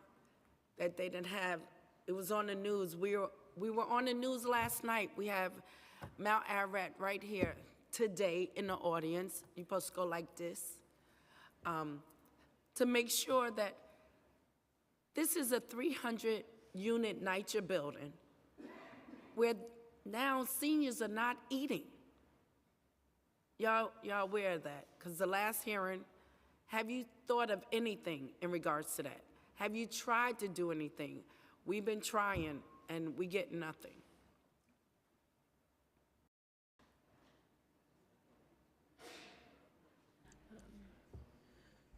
We have to work closely with our other city partners on all community centers, whether it's DYCD or the Department for the Aging. And so we work closely with them on providers and repairs that are needed. And I don't have the specifics on the closing, but we're happy to follow up with your office on that. Can I have just one more? Is it true that by law, tenant associations should have access to their facility, community room?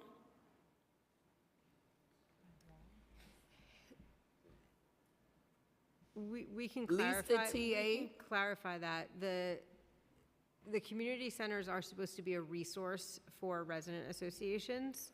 Shouldn't they have it's not access? They should have access in order to be able to hold resident meetings and other events. Exactly. So it's supposed to be a community resource, and we work closely with our resident associations and our community providers and our city agency partners, like I said, DYCD and Department for the Aging, to make those centers accessible to our resident associations. Okay, so you're in compliance if you're letting them utilize the facility. If you're aware of any situation where a resident do. association is not being allowed access, please let me know so we can help facilitate an agreement. Mount Ararat, 1630 St. Mark's, Again, if the Brooklyn, center is New closed, York. that's a different situation. But they still should have access to have meetings in order to make sure that they could get their center reopened. But if the center is closed, then we cannot provide access to it. It's been closed down to probably uninhabitable conditions, No, expensive nothing. repairs. We just had a meeting there last night. Oh, okay, well then I'm sorry. Just I last night. We on misunderstood the line of New York questioning, 12. So we will If you follow look at up it, with you we on the separately news. on the issue. So please, let's start talking about that. Thank you, chairs, for the letter. Chair Banks. Thank you. Consistently, we've been hearing that NYCHA has been doing everything to prevent the cuts to the $6.7 million that are being provided to protect our seniors. I want to know, the city foregoes about $105 million annually in payments to NYCHA. I want to know, why is it that you didn't reach out to the administration to get the $7 million to protect our seniors? So what actually happens is that the city allows NYCHA not to pay a pilot, which is called a payment in lieu of taxes, as well as payments to the NYPD. This was done in the de Blasio administration, and thankfully has been continued by Mayor Adams and his team. So we're really grateful, because that would be another $108 million that we would have to find to pay the city. Does that say the savings, does it produce revenue that can had then that- be allocated? So quite frankly, if we have a $35 million budget and the city comes to me tomorrow and says I have to pay them $108 million, now we have $108 million plus $35 million, because we do not have that funding to pay. Well, once again, it just goes back to the underlying theme today that the budget shouldn't be balanced, or NYCHA's deficit shouldn't be balanced on the back of our seniors. And you should have found other means to secure our seniors and protecting our seniors with that $6.8 million. Thank you, Mr. Chair. We have questions from Councilmember Botcher, followed by Brewer. Good afternoon. You've got tough jobs. I do feel for you sometimes with respect to the issues you've inherited, but I've always been shocked that on NYCHA campuses, there's no staff and security present overnight. The idea that you could have these massive campuses with thousands of people living there with no overnight security or staff presence of any kind, I've just found that to be shocking. Is NYCHA compliant with the New York City Housing Maintenance Code with respect to superintendent coverage? We have supers in every building, every development. I have to get back to you regarding the actual code language and our compliance. It says that any building with more than 9 units must have a super who lives in the building within or within 200 feet of the building or within 1 block of the building, whichever is greater, provide janitorial services on a 24-hour basis.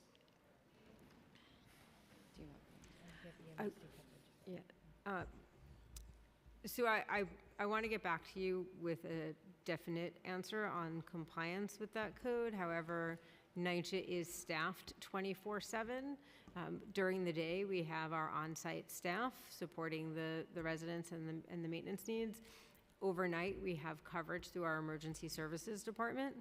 And so we will follow up with a more comprehensive answer for you specific to the housing maintenance code. There is a possibility that we have an exemption to that, and I just want to be sure before I give a final answer. NYCHA has a lot of exemptions. If you were a private landowner, and I don't mean this personally, but if NYCHA was a private landowner, people would be jailed for the conditions that the tenants are living under. That's just fact, because we have landlords who've gone to jail for, quite frankly, better conditions than what NYCHA tenants are living under as a whole. As a policy matter, it seems to me that a priority should be to provide on-site staff presence overnight. And that's something that, given the budget that you're describing and that we've been dealing with for years, it's clearly something that's probably not on the table right now, but that is something that should have been on the table a long time ago and should be a goal of NYCHA to provide staff presence on site. What time does the staff leave physically in the afternoon? The shift ends at 4:30 p.m. So all the on-site staff leaves at 4:30 in the afternoon. That's correct. And then after 4:30, it's emergency management services that deploy roving teams to respond to critical repairs and safety issues after hours. And on Thank you. We have Councilmember Brewer, followed by Farias. Thank you. I think I guess the two big questions are the senior buildings support and then the vacancies. So I'm not going to ask about them, except on the vacancies. Since we're all interested, I've asked about it in the past. Is there a real-time data set that tells us what's been completed and what's in process at NYCHA? Yes, we have multiple dashboards that we use to manage our vacancy production. We're able to look at a development level. Is that number of public? Vacancies. It's not public. It's a tool we use internally to manage performance.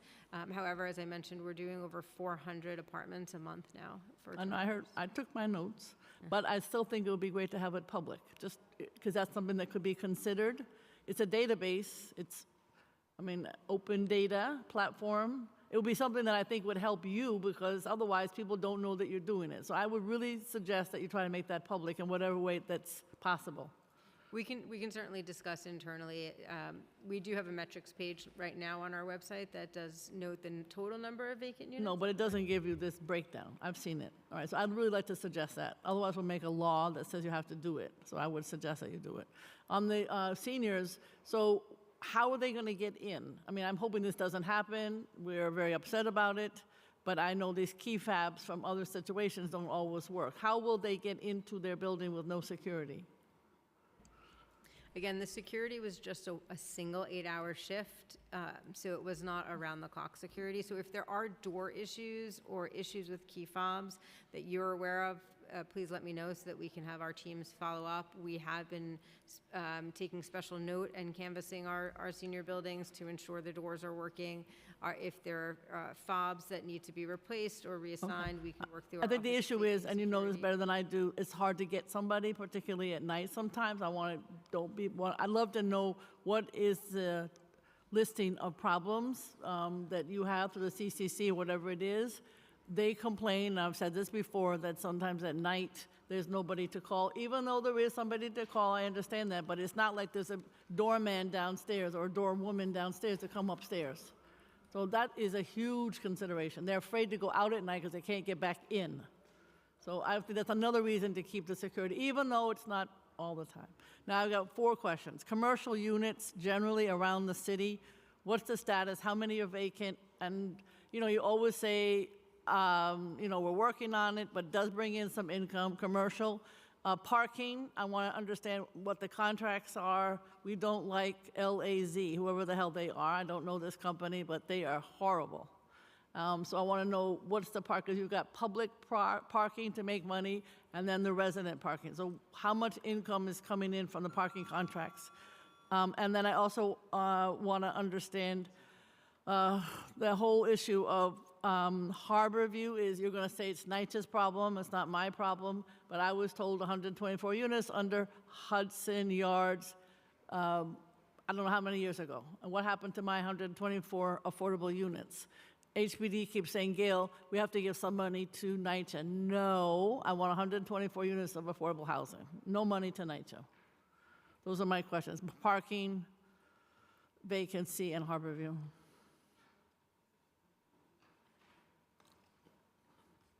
And thank you for all the work you did on lead abatement. I think your previous monitor takes full credit, but I think you deserve some also. Thank you so much, Council Member, for all those questions. I'll start with commercial units and commercial spaces. I apologize, we don't have that data with us today, but we will certainly follow up with you on the number of commercial spaces in our portfolio and how many are vacant. And what are you doing to make them occupied? Wouldn't that be a suggestion? Absolutely, absolutely. For parking, well, same problem. Thank you for the question regarding parking.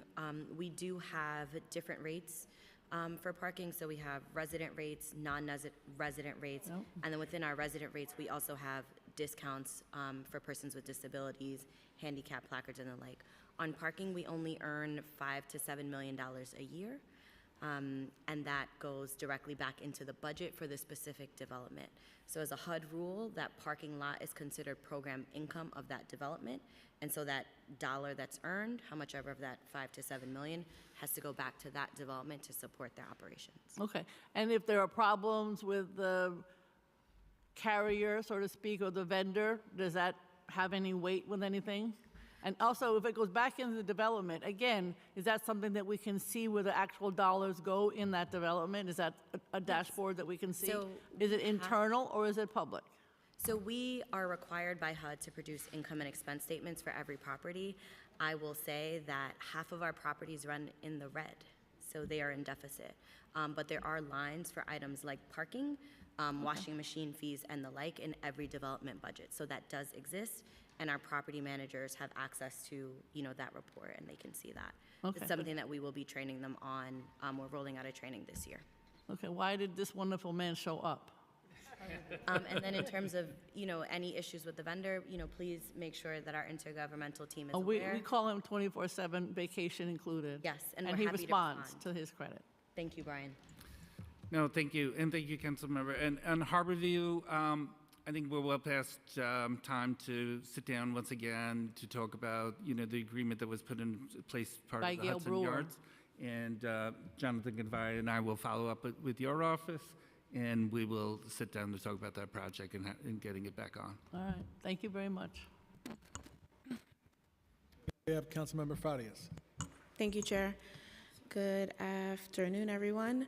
I just have a couple questions around some of the discussion that happened earlier with the halting of capital projects. I specifically have 2 projects that I'd like to talk about. I know you mentioned there were 35 projects that were moving forward, but we're not specific of the sites. So I just wanted to know, 1, if you have those sites available to you today, and 2, if Monroe Houses Community Center is on that list of sites that will be restarting their capital process for the renovation of the center. Thank you, Councilmember Fares. So I do have the list of sites and the projects that were paused last year and that we are working on a restart plan.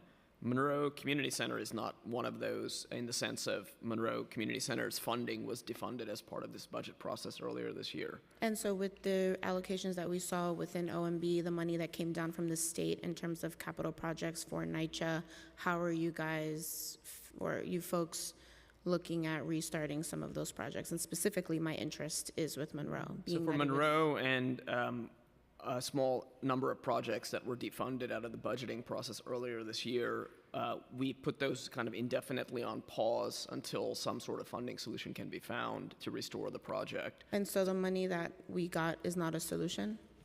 The money, you're referencing the state funding that was provided to NYCHA? The state funding, and within the budget that we saw with OMB, that capital projects can be reinstated. So the state funding, as we discussed a little bit earlier in the hearing, that was appropriated 2 weeks ago to us. We're now engaging with the state legislature and stakeholders to understand how we can best utilize that funding. That goes through a process of discussing specific types of investments and scopes of work and different sites to understand what that money can be allocated for. So we're not at the stage to yet have a clear view about where we can finance. Traditionally, the state has financed areas related to our HUD pillars, so heating, elevators, facade work, mainly in the last few years with all the funding that's come in, rather than community centers and projects like that. On the city side, you mentioned the OMB allocations. The funding that we have in our budget is allocated to specific projects. It's not available for reallocating to some of these defunded projects. However, we're actively happy to work with stakeholders to see if there's other ways to solve these funding impacts that came out of the budget process. Yeah, you folks have actively defunded a community center that not only is critical to the seniors in this community, but also to the youth that's within my community. I think we all have a vested interest in ensuring that young people are having after-school activities, having weekend activities, and you folks are very aware. We were a couple months ago picking out the tiles for this center with folks in the community, and you have now defunded this capital project that they have been waiting on for close to a decade. I fully expect to keep the conversations going to ensure that the money gets reinstated and this project gets funded again, because it is necessary for my community. Additionally, with a capital project, if I may, Chair, get additional time, thank you. I have a project that has been from 2 predecessors ago. Former Councilmember Annabelle Palma allocated capital for Bronxdale Nursery in my district, and you folks have not been able to find any qualified bidders, and it was allocated in 2017. How are you folks working on ensuring that these projects don't get left behind and we find qualified bidders and move the capital process along? Sure. So any projects that have funding that's before 2020, 2019, we have a very heavy focus on. Often those projects have some earlier funding and then some funding that came in later because they were underfunded, or we allocated federal funding to kind of close the gap. And we are very focused on that portfolio the last 2 years, in particular discretionary allocations that happened in the past. And a large portion of those projects have now finished construction or are moving towards that. In specific instances, as you mentioned, if we have a procurement and we have a failed bid process, there can be a number of different causes of that. That could be because bids are coming in very high. It could be because we're not able to attract vendors for a certain type of work at a certain site. So I don't have the specifics about why the bid failed in that case right in front of me in that project, but I'm happy to follow up with you after the hearing, both around why that happened and what we're trying to do to move the project forward effectively. Great. I'd love to have a follow-up meeting on both of these topics so we can discuss. And since you are saying you're coming to me with a meeting, I won't be filling out a form. So please let me know, have your teams reach out to my staff so we can pick some dates and times. Thank you, Chair, for the additional time. Chair Banks. Thank you. Just clarification on the hours of security coverage for the developments, for the senior developments. Just want to find out, and I guess you can correct me if these numbers are wrong. One development, which is Carter G. Woodson, has 24 hours security, round the clock. Yes, I believe that's correct. 8 developments have 16 hours of security service around for 16 hours. Sorry, 7 developments have security coverage for 16 hours. Yes, 7 have. And the other 46 just have 8-hour shifts. That's correct. Okay. All right. Just want a clarification on that. Thank you. I have a question from Councilmember Hanks, who had to leave with regards to some of the developments in her district. While West Brighton and Toad Hill houses are slated for renovations through RADPAC, Stapleton houses have experienced recurrent utility failures, including gas and multiple electric outages leading to unsafe conditions. Can you tell us if the Stapleton houses are being considered for any renovations? And if not, can you provide detailed plans of what NYCHA is doing to shore up on some of these concerns at Stapleton houses? Right now, we do not have a comprehensive modernization plan for Stapleton houses. We're happy to talk with the resident association there if there's interest in one of our current pipelines, such as PACT or the Preservation Trust. We have been working closely with the resident leader in regards to the current electrical issues that the development has been facing. Our work is ongoing to replace the cables and permanently restore power. The development has been running on generators, and we're working hard to get that work completed. Do you have a timeline for the completion of the West Brighton and Toad Hill houses project?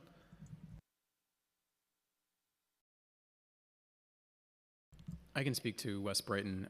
We expect to complete that conversion by the end of June. It's going to happen in the remainder of the city fiscal year. And then from that point, it should take about 2 to 3 years to complete the renovations. West Brighton, right? That's West Brighton, correct.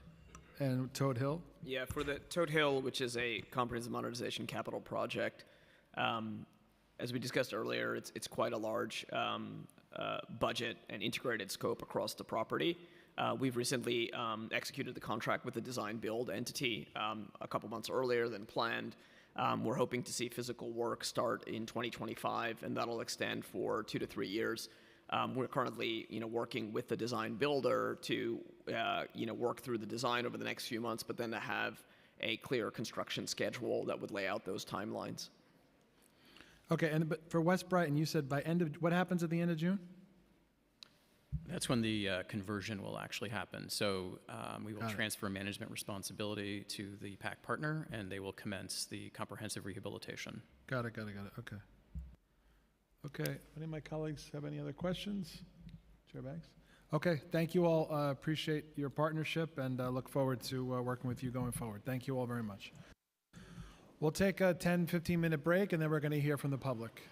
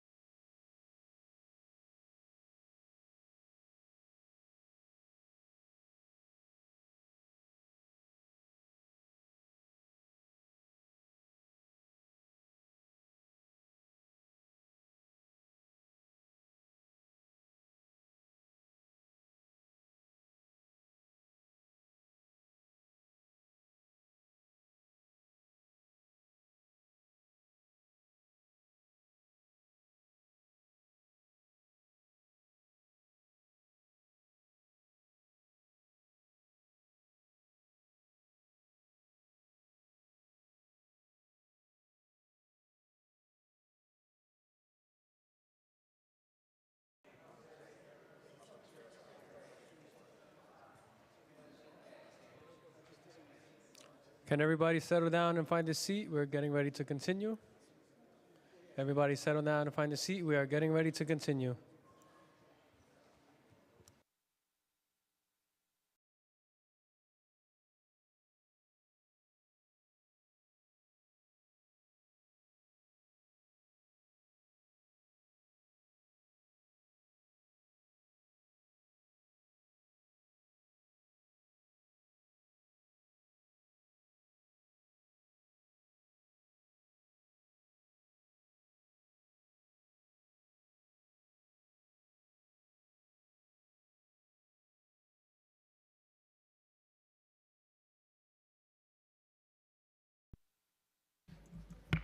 Okay, welcome back. Where is it?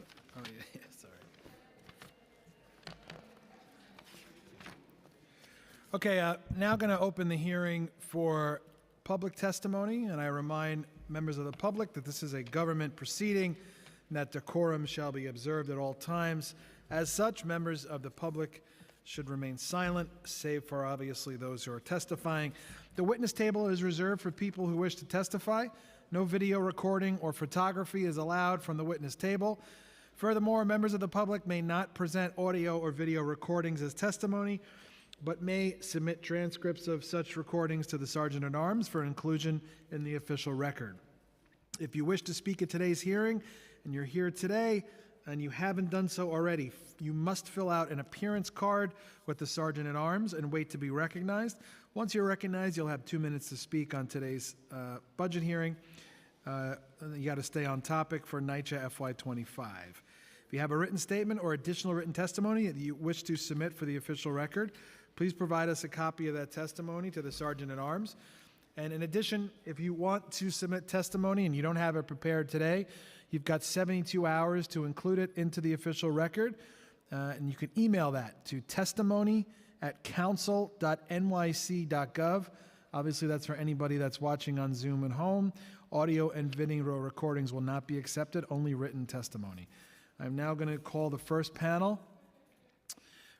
Please pardon if I say your name wrong or I can't read your handwriting. Gwen McGowan French, Vera Faturova, Terry Campuzano, Martin N. Metin Scarsi, Carmen Feliciano, and Lawrence Somerville, and Christy Ortiz.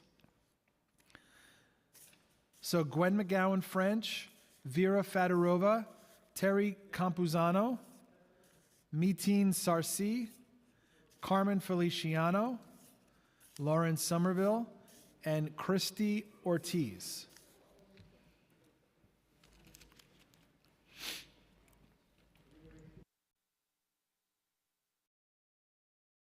Okay, you want to start from the left? Just say your name and then you can begin. Just make sure your mic is on. I'm Gwen McGowan French. Good afternoon, Gwen. Thank you, Council Chairman, councillors. You may begin. I'm so glad to be here today. I've listened to the proceedings and about the budget, and I've made some notes about it. But it's very strange that you're going to balance the budget by discarding the seniors. I'm from the Woodson Houses. That's in Powell Street. And I'm talking on behalf of my building is 365, 367, but I'll speak for all the Woodson Houses at this time.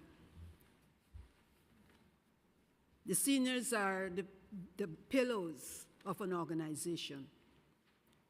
And from the seniors, we come to the top where you have these officers now. You got to remember the seniors are there and you got to be taken care of. I listen to the police. I wonder if the police will come there every day and stand up inside the place and guard the place for the seniors. The seniors, the security is very much needed because the guards that we have there, they know the persons that live within that location. They are doing a wonderful job. and some of the doors don't close, so they will be there when who coming in, they will go back and close it, and they can stand up for the seniors. Seniors are, some can walk like me, but some cannot. And I think that it is a very sad moment to take away the guards, because when you're out, right now I'm talking, my pressure went up just hearing what is going on today. I'm 75 years old.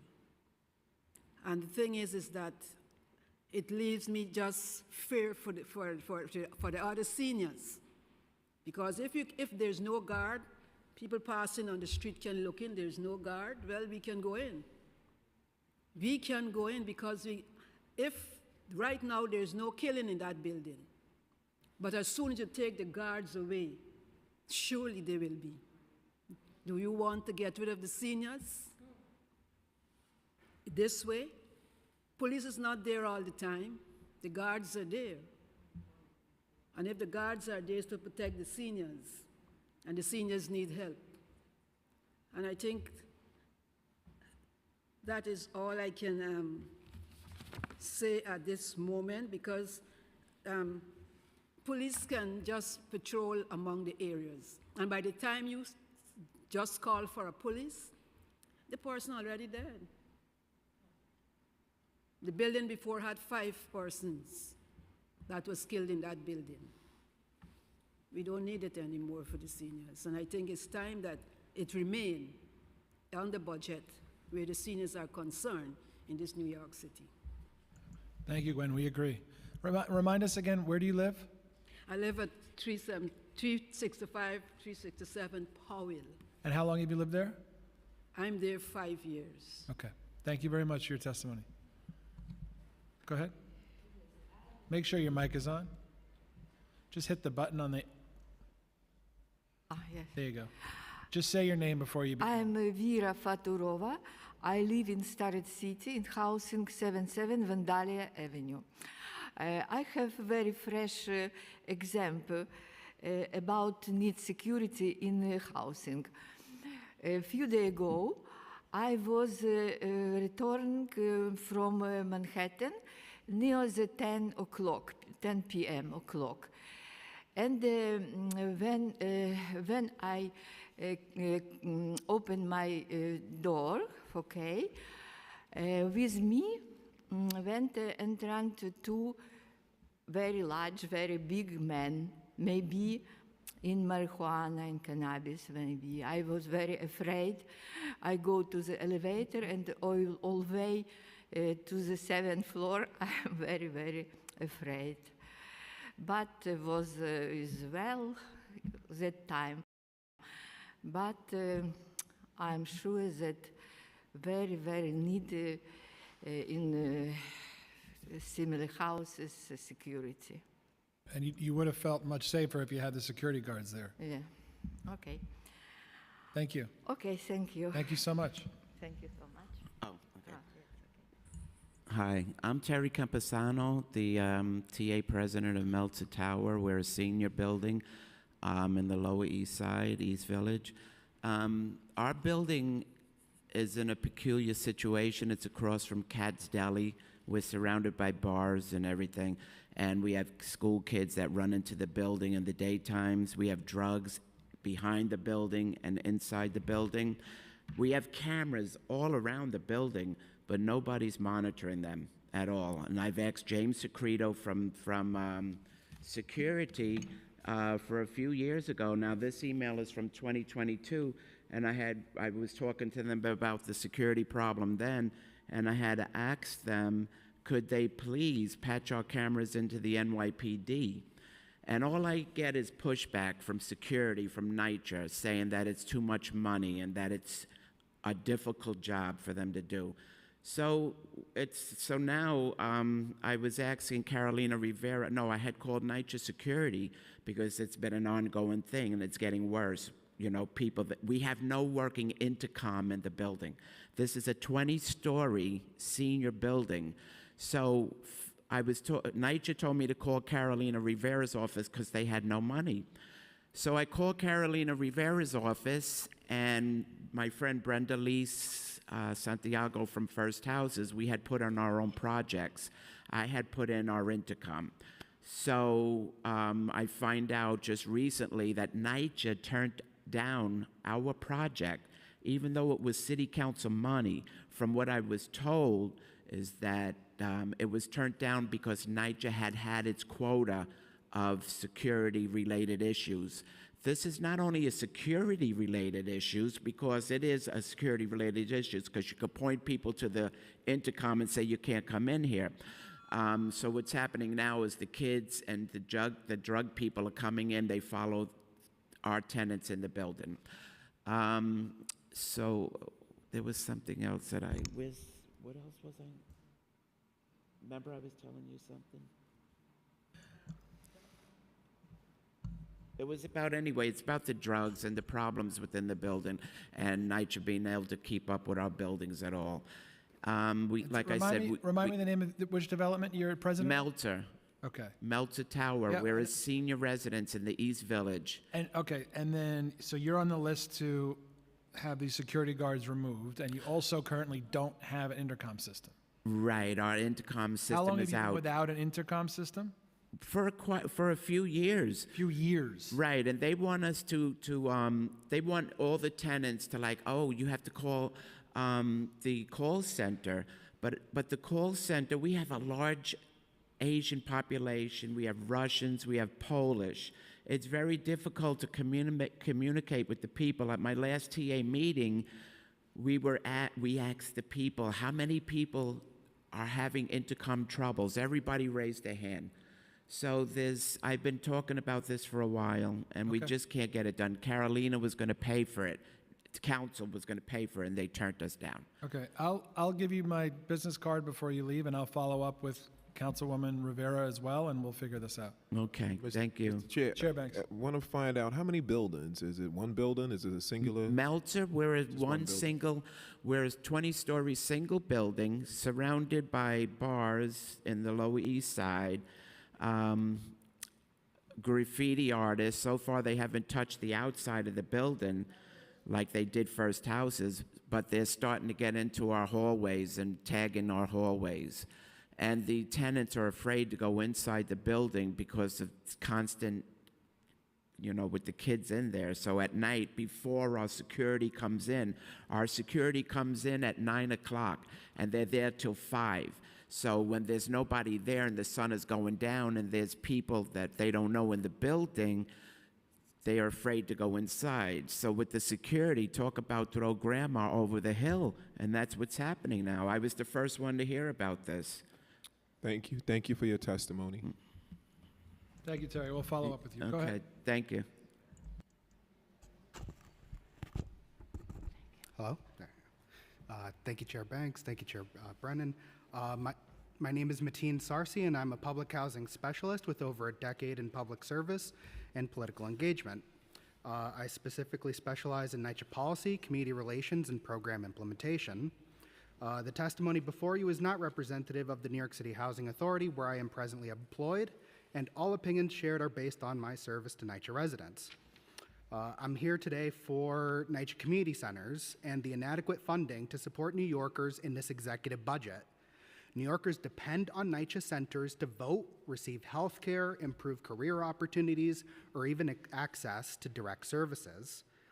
However, over 70% of NYCHA centers do not have lease agreements. City contracted organizations are led to believe that with no rental fees, they will be able to provide more funding to provide these services. However, the proposed budget this year disinvests in our youth by cutting over $10 million in DYCD programming, affecting over 100 NYCHA facilities. In addition, the current budget of $2.3 million is inadequate to cover necessary repairs and maintenance at over 450 locations. That's about $5,000 per center, leading to disruption in services and rising capital needs, which has been discussed today. To address this, I am actually recommending the funding of staff to support city contracted organizations in facility oversight, specifically to foster public nonprofit partnerships that may bring additional funding opportunities and decrease the need for city subsidy, We already know that NYCHA cannot move forward with certain capital, and it seems to be that the centers are at the heart of that. And so I do believe a public nonprofit option is the solution. I think that's a much better investment than the proposed $16 million decrease in capital repair staff, despite numerous facility violations jeopardizing city contracted services and city partners' operating budgets. Because at the end of the day, if there isn't enough money to do repairs, a lot of the times the CBOs themselves are performing those same repairs despite the cost savings that they were perceived to believe. Thank you for having me, and happy to answer questions. Thank you. So my name is Christy Ortiz. I'm the director of the Preserving Affordable Housing Program at Brooklyn Legal Services Corporation A, or Brooklyn A. So we serve NYCHA tenants, but we could serve far more NYCHA tenants if the anti-harassment tenant protection program was expanded. It appears that the scope of work for the AHTP program in fiscal year 25 would not fund affirmative legal cases for public housing tenants. Right now, we can only commence actions against NYCHA for individual or group cases if there is a referral from the Family Justice Center, the Office of Civil Justice, or HRA directly, or DHS. This means public housing residents typically cannot make use of the valuable legal resources AHTP provides. NYCHA is a housing system that has an estimated $78 billion of repair needs, meaning countless residents are living in inadequate, unsafe, or illegal conditions. And then expanding the scope of AHTP would give us a necessary tool to deliver justice for public housing residents. We actually, under the permission that we were granted last year, or the year before, were able to get abatements for 67 tenants who were out of gas for about a year and a half. And so the first portion of the tenants got about 25% for about a year of rent, and then the other had 22% for about 6 months. And so actions like that and an expansion of the program would allow us to be able to ensure that repairs are done and done adequately. So Brooklyn A has submitted applications for renewed funding in fiscal year 2025 for its Preserving Affordable Housing Program, which provides legal representation, legal education, and advocacy strategies to preserve and protect affordable housing. We prevent evictions, combat tenant harassment and discrimination, and help tenant associations marshal the power of strength in numbers to protect the rights to safe and sanitary housing. Last fiscal year, our PAH program helps more than 3,300 individuals to maintain housing stability and supported, just 2 more minutes, supported 54 tenant associations to fight for habitable living conditions and combat harassment. This year, we're applying for $550,000 in funding under the Legal Services for Low-Income New Yorkers, LSLINY, and Legal Services for Working Poor, as well as other initiatives. Thank you. Thank you very much. Good afternoon. My name is Lawrence Somerville. I live in the senior building, 1634 St. Mark's Avenue. We have a community center of which I am a part, and I'm also on the board. I teach dance professionally, and I try to keep the seniors moving and being active. And since COVID came along, it has closed down. Our center has been defunded, and I'm here to find out when are they going to open our center, because they talked about making it a community, a commercial entity, and that will cover my apartment because I live in 3R. That's all I have to say. Thank you. Thank you.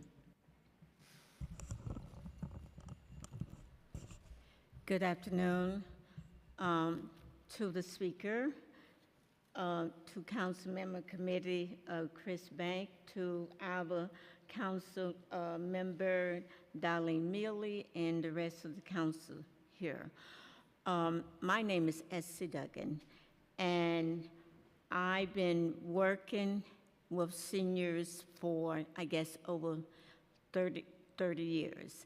And at the time when Mount Arac Senior Center closed, it was during the pandemic, and it has not been open yet. And due to the fact that it has not been open, it has brought about a much isolation. Many members, resident has died because total isolation. They didn't have no one to talk to. They didn't have a center to come down to eat, to fellowship, to play game, to take exercise. So all of that was cut out of their life. So many of them didn't really have too much to look forward to because either they was distant from family member, and some of them, the only family that they knew was there at the center where they can come down daily, whether it was for lunch, breakfast, or bingo, whatever, that they know that they had some form of companionship, being able to talk to someone. So I am here as joining in with those that came from Mount Iraq as an advocate with our council member that this center must be open. It's been closed since 2020. And she has been trying to work to get it reopened, but the senior cannot continue in isolation when it was a very vibrant center. And then the other thing that district claim that they don't have money for this center, I don't see how they can fund other center that has less attendant on a daily basis than Mount Iraq used to have from 40 sometime to 50 people or more on special holidays. It has been up as high as 150 people, birthdays and things of that nature. But I am saying we need district to step in to help to fund this center where it can operate properly, along with our council member in seeking our funding so that our senior can have full service in this center. The other reason, our seniors, the tenant association, and it was said earlier, is locked out of their center. How can tenants be locked out of their own center where they are renter and they cannot come in their center from 9 to 5 without getting permission of okay, and that doesn't take place unless they say it's a meeting. So that is not right. The tenant association should be able to come into their room in the center to meet where they can plan and negotiate, not just have to do it on the phone, not in person. So that is another thing that needs to be corrected. The other thing in this center, which is major, that need to be corrected, and that has been going on, I would say, many, many years, a leak from the ceiling, coming down from the ceiling, not necessarily from anybody's apartment, and that is a problem because senior may slip and fall if they walk in there and there's water in all of the hallway. The other serious problem is there's a sewage problem. There's a certain time within the center there is a sewage smell. And housing claim there's not too much that they can do about it. They may do something temporarily that the smell kind of settle down, but you still smell it. And then after a month or so, there's rise back up. So these are some serious problems, and they are health problem too. Okay, thank you.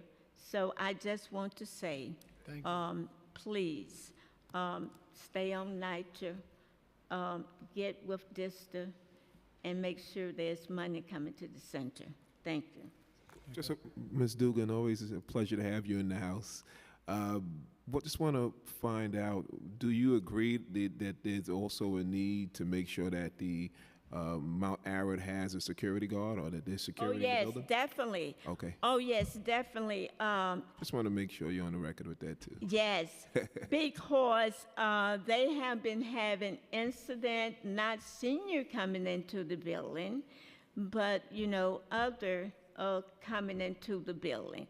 And thank you so much, Councilmember Bank mentioned that. One other thing I had written down, hopefully is in the plan to build senior housing for grandmother that has to raise their children, so they don't have to bring them into the ordinary senior housing.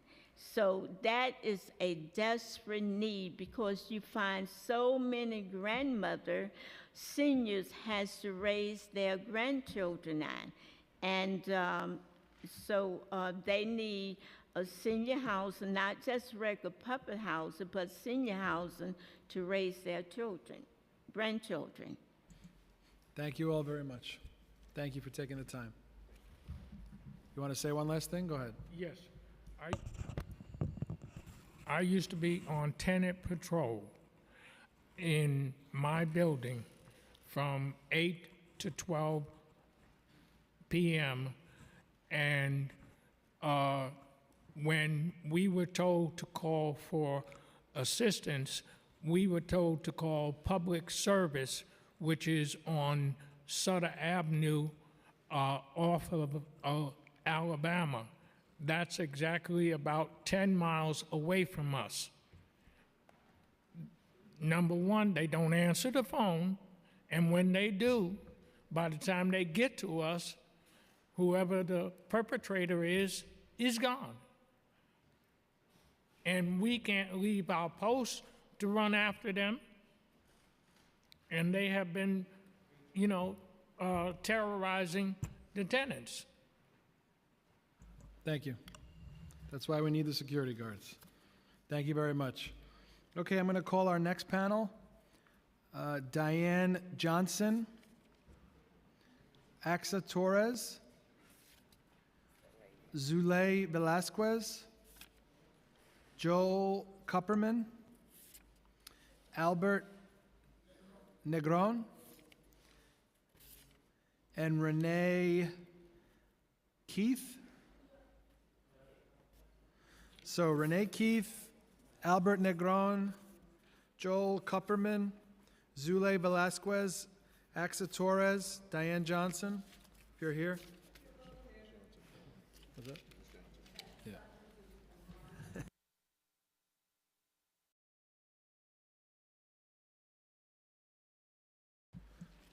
You can begin. I didn't turn up. Good afternoon. Thank you for holding this hearing. My name is Aixa Torres, and I'm going to start with my titles. First, I'm a resident in public housing. I am the president of Alfred E. Smith Houses, but I am also the Manhattan South DCOP chair. And so today, I am definitely as the chair because I have several of my resident association, and one of the seniors already spoke from my district. It is unconscionable. It is incredible to me that NYCHA is cutting the security for seniors. And not only that, but they're asking them to do resident watch. And be very clear, I support resident watch. In my development, we have revised it at this point, right? We've gone from 2 buildings to now we have like 10 buildings that have resident watch of people younger than me. I am 71, even though I think I'm 17 at times. And I try very hard, but I have a responsibility as a chairperson. One of my chairs, one of my members on my DCOP board texted me and said to me, if they weren't so top-heavy, having so many people with so many titles of VP, they could find the money.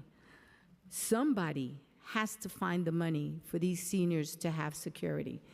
I can't conceive, right? The reason I now live in NYCHA is When my parents got to be elderly, I moved in with them to take care of them. And I have no regrets, right? But not everybody has a daughter to do that or have children to do that. I have 3 other siblings. They supported me, but I was the one that was available to be able to move in with them. How do you allow seniors to be this vulnerable? And I'm really perturbed about the fact that one of my developments, NYCHA turned back the money saying, we're not doing this, when the money was given to them. So the question is, where are you looking for money? And I have, I always believe in solutions. So we get in a lot of programs on the TV, and I know the city gets money from the filming industry for using our developments. Why can't that money be allocated to our seniors? And we're not even talking about, I could spend $6 million in an hour. Somebody, give me a break. Why can we not find the money for these vulnerable seniors? And yes, I'm a senior too, but I'm just saying in these buildings, like Mentor, you have to pass through there at night, right? It's right on Houston. Not only is the tourism, but the trafficking that goes in front of that building is incredible. And across the board, uptown. So these senior buildings are in areas where it's highly populated, and they're vulnerable, and some of them. And in my district, I have a building that most are Asian American. They don't even speak English. Forget about that they're going to call 911, right, and get the services that they need. And I'm not complaining about the PSA. I am just saying that there has to be a better solution to this, because we've been trying to get a hold of the chancellor to sit down and meet with us, because one of the other problems we're having is senior students hanging out in our developments because they think it's public housing and they can do that. Thank you. Thank you. Go ahead. Sure. Just make sure your mic is on. Good afternoon. Good afternoon. I'm glad we're here. Just a point of information, is anyone from NYCHA remaining in the room? Think so. Well, maybe put that on the record that This public is the most important part of any hearing. Okay. I'm Joel Kupferman. I am the Executive Director and Environmental Justice Lawyer at Environmental Justice Initiative. I'm counsel to Smith Houses, representing people at Reese, and represented many other NYCHA residents, including residents to preserve public housing.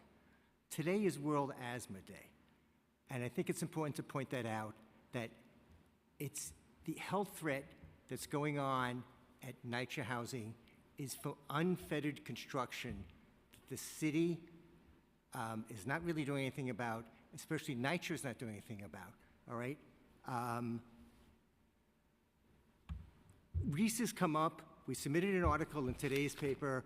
There's another person with high arsenic in their blood. What we heard today, NYCHA said, I'm not a doctor, then they should bring in a doctor. There's the city health department, the state health department, all these other departments. We have a problem there. But what's bad about Reese and all this testimony is it's the soil. The soil at Reese has been uncovered in 8-foot piles in front of people's windows. Kids are playing in that soil, they're walking through that soil, and they have very high levels of arsenic. So for no one to even bring that up from NYCHA is just more than disturbing. It's disingenuous. That soil should be covered up. Besides arsenic, there's high levels of lead in that soil. So we have the federal monitor, there's a new federal monitor out there, but we have to look back of why there's a court case. One was over lead exposure. That lead, kids are being exposed to lead from the soil that's coming in. It's not being covered. The other part is the arsenic is being hit. NYCHA is also spending a lot of money on contractors and construction managers that are not doing their jobs. At Smith, we caught monitors that were monitoring the air around the corner from where the work was going on. They were cutting into the concrete. The concrete was going into a window where 2 residents had asthma. When we brought this up to STV, the construction manager, They said nothing. They didn't penalize. They paid the $28 million on that contract. What did NYCHA do with STV? Now they're their main advisor, telling all the other construction people what's good and not good, all right? There's a bad problem here that the good contractors are trying to do work and they're not, all right? And let me just, it's really important to point out that it's also the SVOCs, all those chemicals are there, they don't want to know. The construction, as there's 10 more places that are there because of the storm. The storms upset that water, the water's carrying those SVOCs, the construction is going underneath the buildings, and those vapors are going up into the buildings. It's called vapor intrusion. The state and the feds are willing to come in. NYCHA does not want to see them, all right? So we have ongoing, people are getting hit from below. They're also getting hit, we talked about roofs before. The roofs, when the water leaks, it's not just the water that's affecting them. It's going through asbestos, it's going through bird detriment, detritus or whatever. That causes cholera and other diseases. They don't want to test, all right? And there is also plenty, further unfunded construction is beginning to really kill the trees. At Baruch, we lost hundreds of trees. At Smith, we lost a lot of trees. The contracts state they have to do tree construction to protect the trees. Yep. They're not doing it. So the city is telling us we have a million tree program. There's a net loss of trees at NYCHA. The federal government has millions of dollars available for tree planting. NYCHA has not asked for that money. So all of this land that's there, the work is actually letting the soil go out that should be covered up with fabric that doesn't cost that much money, and we're paying higher-ups, and NYCHA's not, the capital division should be totally looked at. And also, Thank you. Just give me one more minute, because 30 I've been seconds. here a long 30 time. seconds. I've working this for 3-4 years. It's going back. Part of the problem is the staff workers are being affected. Not just staff, not just the construction workers. We've heard over and over again that we've heard about sewage. Sewage is not a light issue. I was the lawyer that sued the U.S. on behalf of the people in Haiti that the sewage of 13 soldiers went into the water, and there was 18,000 cholera deaths. So we have a problem of the water being not analyzed and not even being cleaned up in people's houses. Thank you. All right? Thank you. We have a lot more to get to. Thank you very much. But there's plenty of federal help and state help that NYCHA is not asking for. Appreciate it. And the contract should not be paid until the work is done the right way. Thank you. Go ahead. Hi, my name is Zulay Velasquez. I live in Jacob Reef. That's why I wanted Joe to speak first. Outside of like what they need to do to remedy the land that's been documented by Con Edison and in their reports since I can look back 2020, they haven't remedied the site, but in addition to that, they've been approached to do so when they're not doing it. As a result, yes, people are dying. People are getting sick, you know? There's one resident that has over 40 people on a list. Just a week ago, someone actually died, and, you know, we're encouraging the family to do an autopsy. So I think, in addition to what Joel is saying, I think because them testing the land and them doing further testing actually will make the resilience project look bad. The East Coastal, what they did between Sandy and the East Coastal resilience is what's killing us in Jacob Reese. And I don't know if it's affecting Lillian War and Baruch, because, you know, we're under the power plant, the old manufactured gas plant. And that's what I think Joel left out too. So we are very compromised as it is when Sandy came and kind of like mixed up the soil. But now you have them digging in our site, cutting our pipes. We just had a TA meeting and they said they're gonna dig down under the FDR drive to go through our project to do some sewer thing. Well, sewer pipes for who? For us or for what's happening in the resilience project? Every time they do that, they shut off our water too, in addition to what's going on, you have to run the water for 40 minutes. How about if someone doesn't have a phone so they don't get the texts that say you have to run your water for 40 minutes? Or you just say your water will be shut off for, you know, X amount of time, but they don't tell you why, or, you know, they don't say that in these texts or these voice blasts that they do, but they could, and they're not doing it because they don't want the projects to look bad, the resilience project to look bad. But if I may, a few more seconds. Sure. Even for the resilience project for Sandy, I think they're mixing funds. And I'd say this because Jacob Reese 1 looks like it's been prepped for RADPAC, and RADPAC, Jacob Reese is unique where they're letting us vote for RADPAC, but we've already been like prepped for it. And I can explain that later on, but meaning like if you ask me that question. But now, so here we are, we've been prepped for something that we may not even do, and I just lost my train.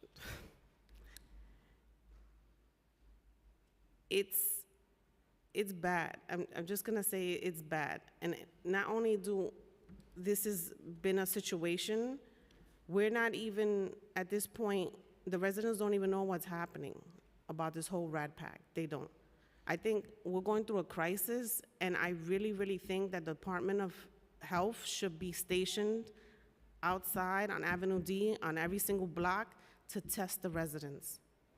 That's how bad it is. It's bad, and we're dying.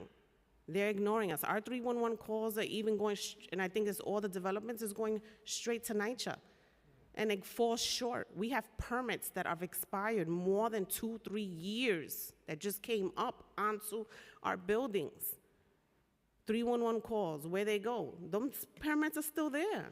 Thank you.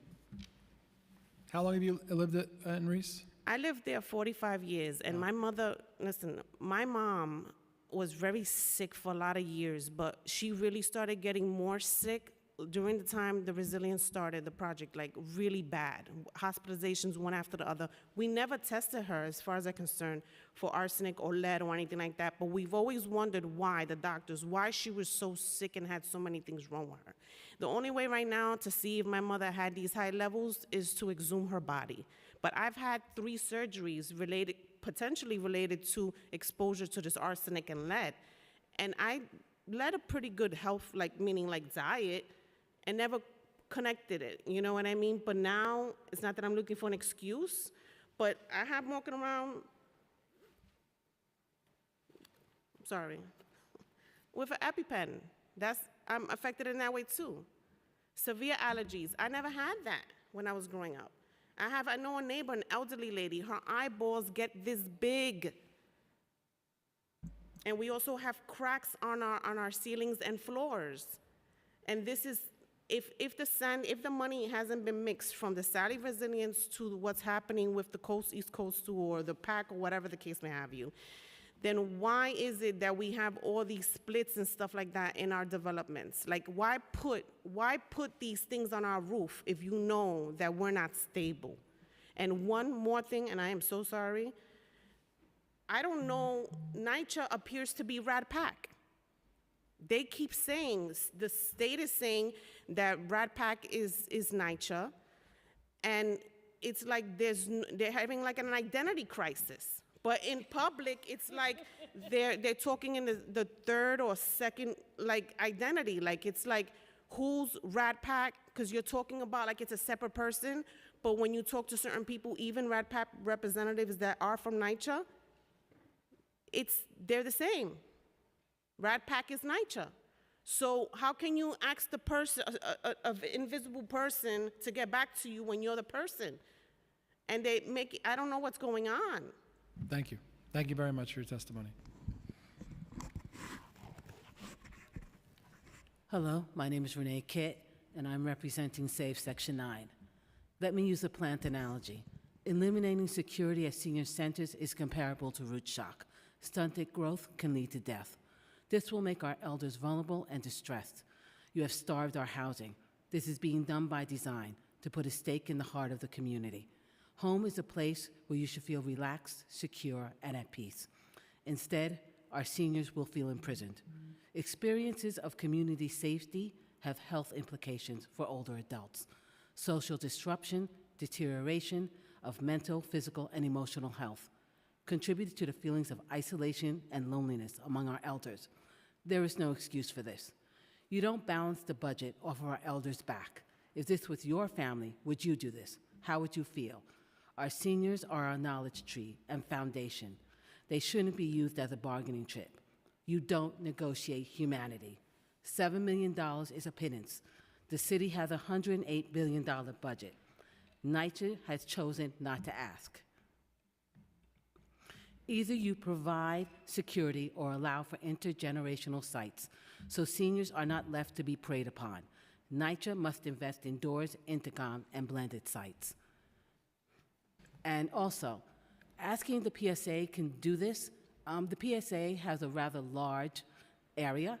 They're going from the Rutgers houses all the way to Fulton and Elliott Chelsea. That's a really large site. They can't do it. They have always said they do not have the capacity. You can't keep having and pass the buck. It continues. It has to stop. Someone has got to make them accountable. Thank you. Thank you very much. Go ahead. I'm speaking on behalf of Brooklyn, Mount Arac. I feel and believe that the seniors are being stripped of their rights. I feel that, and it saddens me. It really saddens me to see all of this. I just was transferred. I lived 45 years in Red Hook, and I was transferred here in Brooklyn at Reverend Brown's housing, and I've been here only for 3 months. Also, I see the boredness in a lot of the seniors. They're restless. They're not happy, and also they're not communicating or being active. And we do need security also. We still continue, to need security, more hours. So I just wanted to speak on the behalf of Mount Arac, that the fact that it's closed, and it would be a good thing if they open it up, and this way people that live in the building that are not able to walk around or move around, they're actually basically homebound, they could at least come down to the cafeteria and speak to other people and communicate and be a little bit more active. That's all I have to say. Thank you very much. Good afternoon. My name is Mr. Albert Negron. I'm a tenant of Vellatic Houses for 67 years. I'm also the TA president. I'm here. First, I want to thank you for having us here. Also have several issues myself. Vellatic Houses issues as far as repairs and shambles. We have so many issues with the lead, the cabinets, the heating, the roofs, the roofing. We just did a roofing with TDX contractors. Did a fairly good job. But the issue I have with the contractors is that they get like a $25 million contract, and they sublease the contract for $2 million. So where does the other $23 million go? To the company? Also, issues I have with my own apartment. The housing assistant came to my home and told me my house was unsuitable to live in. I had cracked ceiling, one circuit breaker. I haven't had a cabinet in 5 years. My door downstairs hasn't worked in 5 years. I have a cabinet on the bottom, dry rotted. My wife's health is asthma, diabetes. My children have asthma. They refuse to, we put all the paperwork in with the doctors. They refuse to give us a transfer. I'm asking for these people for my paperwork so I can take it to the court and something get done. There's nothing being done. I lived there so long, this should not be happening. And also the security situation. We have senior citizens who are scared to come out of their apartments. We just, recently we just got a couple of evictions due to the help with the tenants and the management and the PSA4, but we still got the squatters, we still got the drug situation. There's no PSA4 appearance unless you make a phone call. Last time I went to the subway, the PSA guy was working in the subway. He works for housing. What's he doing in the East Broadway subway? I said, what you doing here? Oh, they got me over here today. I said, ain't you supposed to be in the PSA4? And there's other issues I have. The situation with the RAD. How can they say, like for instance, the Seward Park extension switched to the RAD, and they say you don't get no capital money after that. And there was a situation earlier when they spoke about people still getting capital money from fixing certain areas. and they have the RAD. But how can the RAD get money from federal government? Right? The RAD is federal government. So they're getting millions and millions of dollars. So if there's no capital money, if they don't get capital money but still get money from the federal government, that's a catch-22. Also, my wife and I, she's a correspondent secretary to my, on my board. We looked up the RAD the other day. There was a gentleman in Manhattanville Projects. He had somebody come to his house with one of those lease things from the RAD and told him that if he doesn't sign the paper, he's going to lose his apartment. They're doing strong-arm tactics that not being noticed. And I live as a tenant, I'm the president. They're saying my project is going private, and I don't even know about it. There's too many issues with the housing, like the young lady that was in charge of housing. Every time they spoke to her, pound to talk to her, she didn't know nothing. How can you have somebody who's the chairman of housing that doesn't know anything? Everything y'all threw at her, she knows nothing. I don't know about this. I don't know about that. What do you know? How can you be a boss? They need to let these people that's in executive housing walk through these projects at night. Let them walk through the project and see what's going on with the drug situation and everything else. Thank you very much. Okay, everybody, I'll give you 30 seconds. Sorry, I think that some of the money, and I don't know if this is correct, but for my building, we've had a security or a safety guard for 5 months. And we're not a senior housing, we're not a senior building. And I think they say it's because there's no water in our pipes, so they're there Monday through Saturday. They're fire guard, but this is a dual agency that provides both service. So, yes.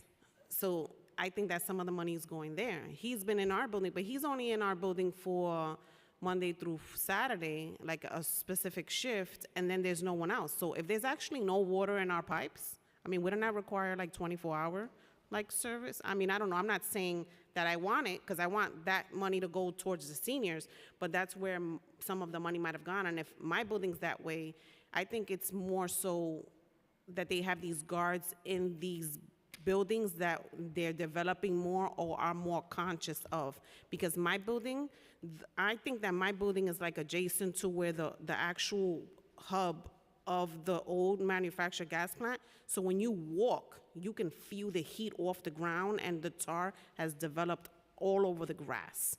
And on the other building, and where I think is going on, they're doing construction there too. And where these arsenic levels are coming up is where they've actually dug up the hole so deep. If you go see over, like, when you can see it, it's like 50 feet down. So they're exposing us, and that's where these people, the high level of people who are coming up, are from building right next to it. That's the same situation that's taking place at Vandalia houses, where the water is off or it's not working, and they have a fire guard who's there. I think they have like 2 fire guards who are there. But the seniors there thought that they were actually they were security, but they're not there to protect the seniors. So I thank you for your testimony. Can I just say one more thing? 30 seconds. Okay. Here's a letter from Mount Sinai to the state and city health department asking for testing of the people at Reese, and everybody refused. It's urine testing. It's very inexpensive to do. And she mentioned the Brownfield site. Brownfield site has the highest levels of lead and the VOCs. There's no testing that's being done. This is a $300 air monitor that's better than what the Brownfield people are using. The city and the state and NYCHA could put a few of these into their apartments, and we will know every 10 minutes with their breathing. They're not doing that. So I just want to say it's systematic seeking information, biological and physical, and also in terms of the water towers have been bad. So you can't just keep on saying that the city water is good. There's water tower problems When we have our hearing with Department of Health and Environmental Protection, we're going to bring it up. Right. But also the fire protection, I was the environmental attorney for the firefighters union. They want to know planning when there's an emergency. There was no fire drills that go on in NYCHA housing, It's only required for commercial housing. There should be more coordination with the first responders to know how to deal with a flood, know how to deal with a fire and everything else. There's not there, and the regulations right now state that the fire department can't really ask for fire drills. So there's something you want to look into, is that the first responders want a much better bid, and also they mentioned that there's flooding all over again. There is no real, evacuation plans. And I just want to say, with $28 million that Smith did, is they built walls that keep the people stuck in wheelchairs that can't get out. That's an ADA violation. Thank you. Okay. May I say one more thing, sir? We're going to wrap up. We're going to wrap up now. Go ahead. That's it. The resiliency program is coming to my meeting on Thursday. Okay. They're having a 90-day, you can't park your cars for like 90 days in our community, from Cherry Street and Water all the way down to Catherine Street. Where are the people supposed to park at? They have a $4.5 billion budget. Why can't they supply the people with parking? Thank you. Thank you. Okay, we have two people on Zoom now. Patricia Ryan and Mbaki Thiam. Patricia Ryan and Mbaki Thiam. You may begin.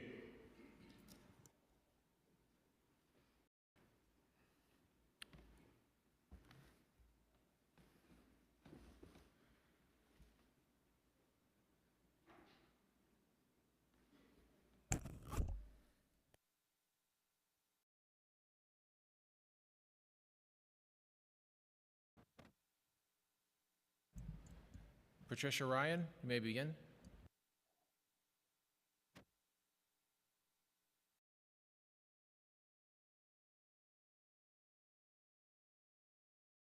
You may begin.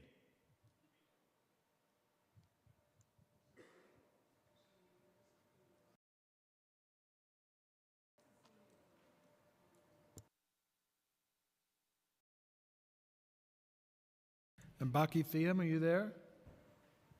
Thiam? You may begin.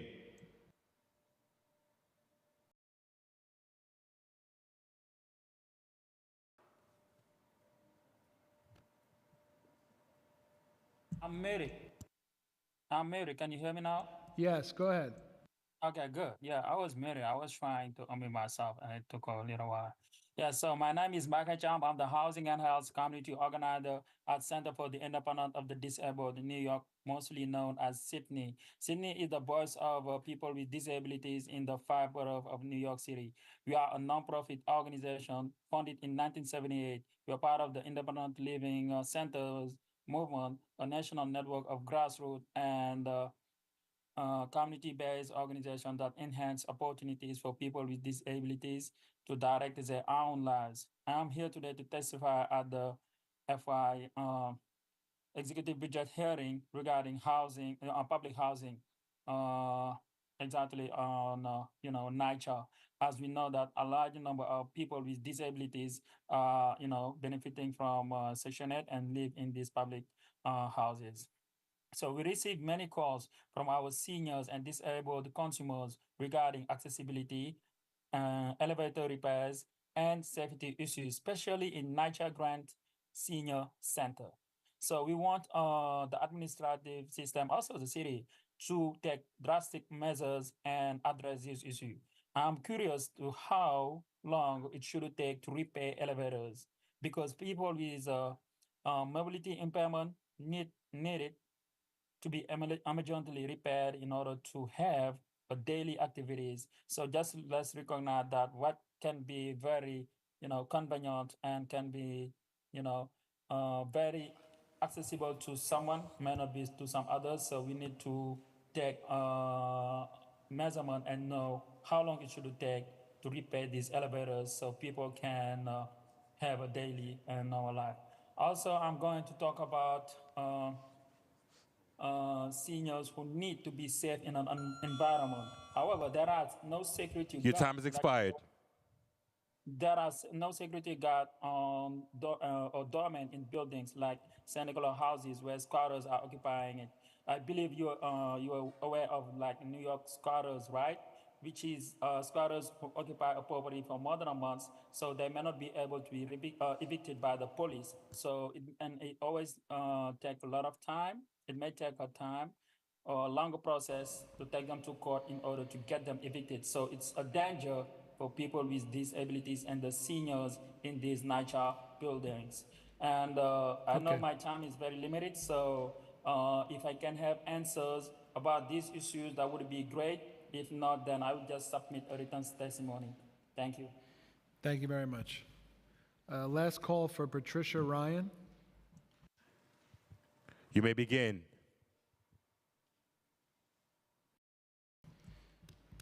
Okay. With that, day 2 of the FY25 executive budget hearings is adjourned. Thank you very much, everybody.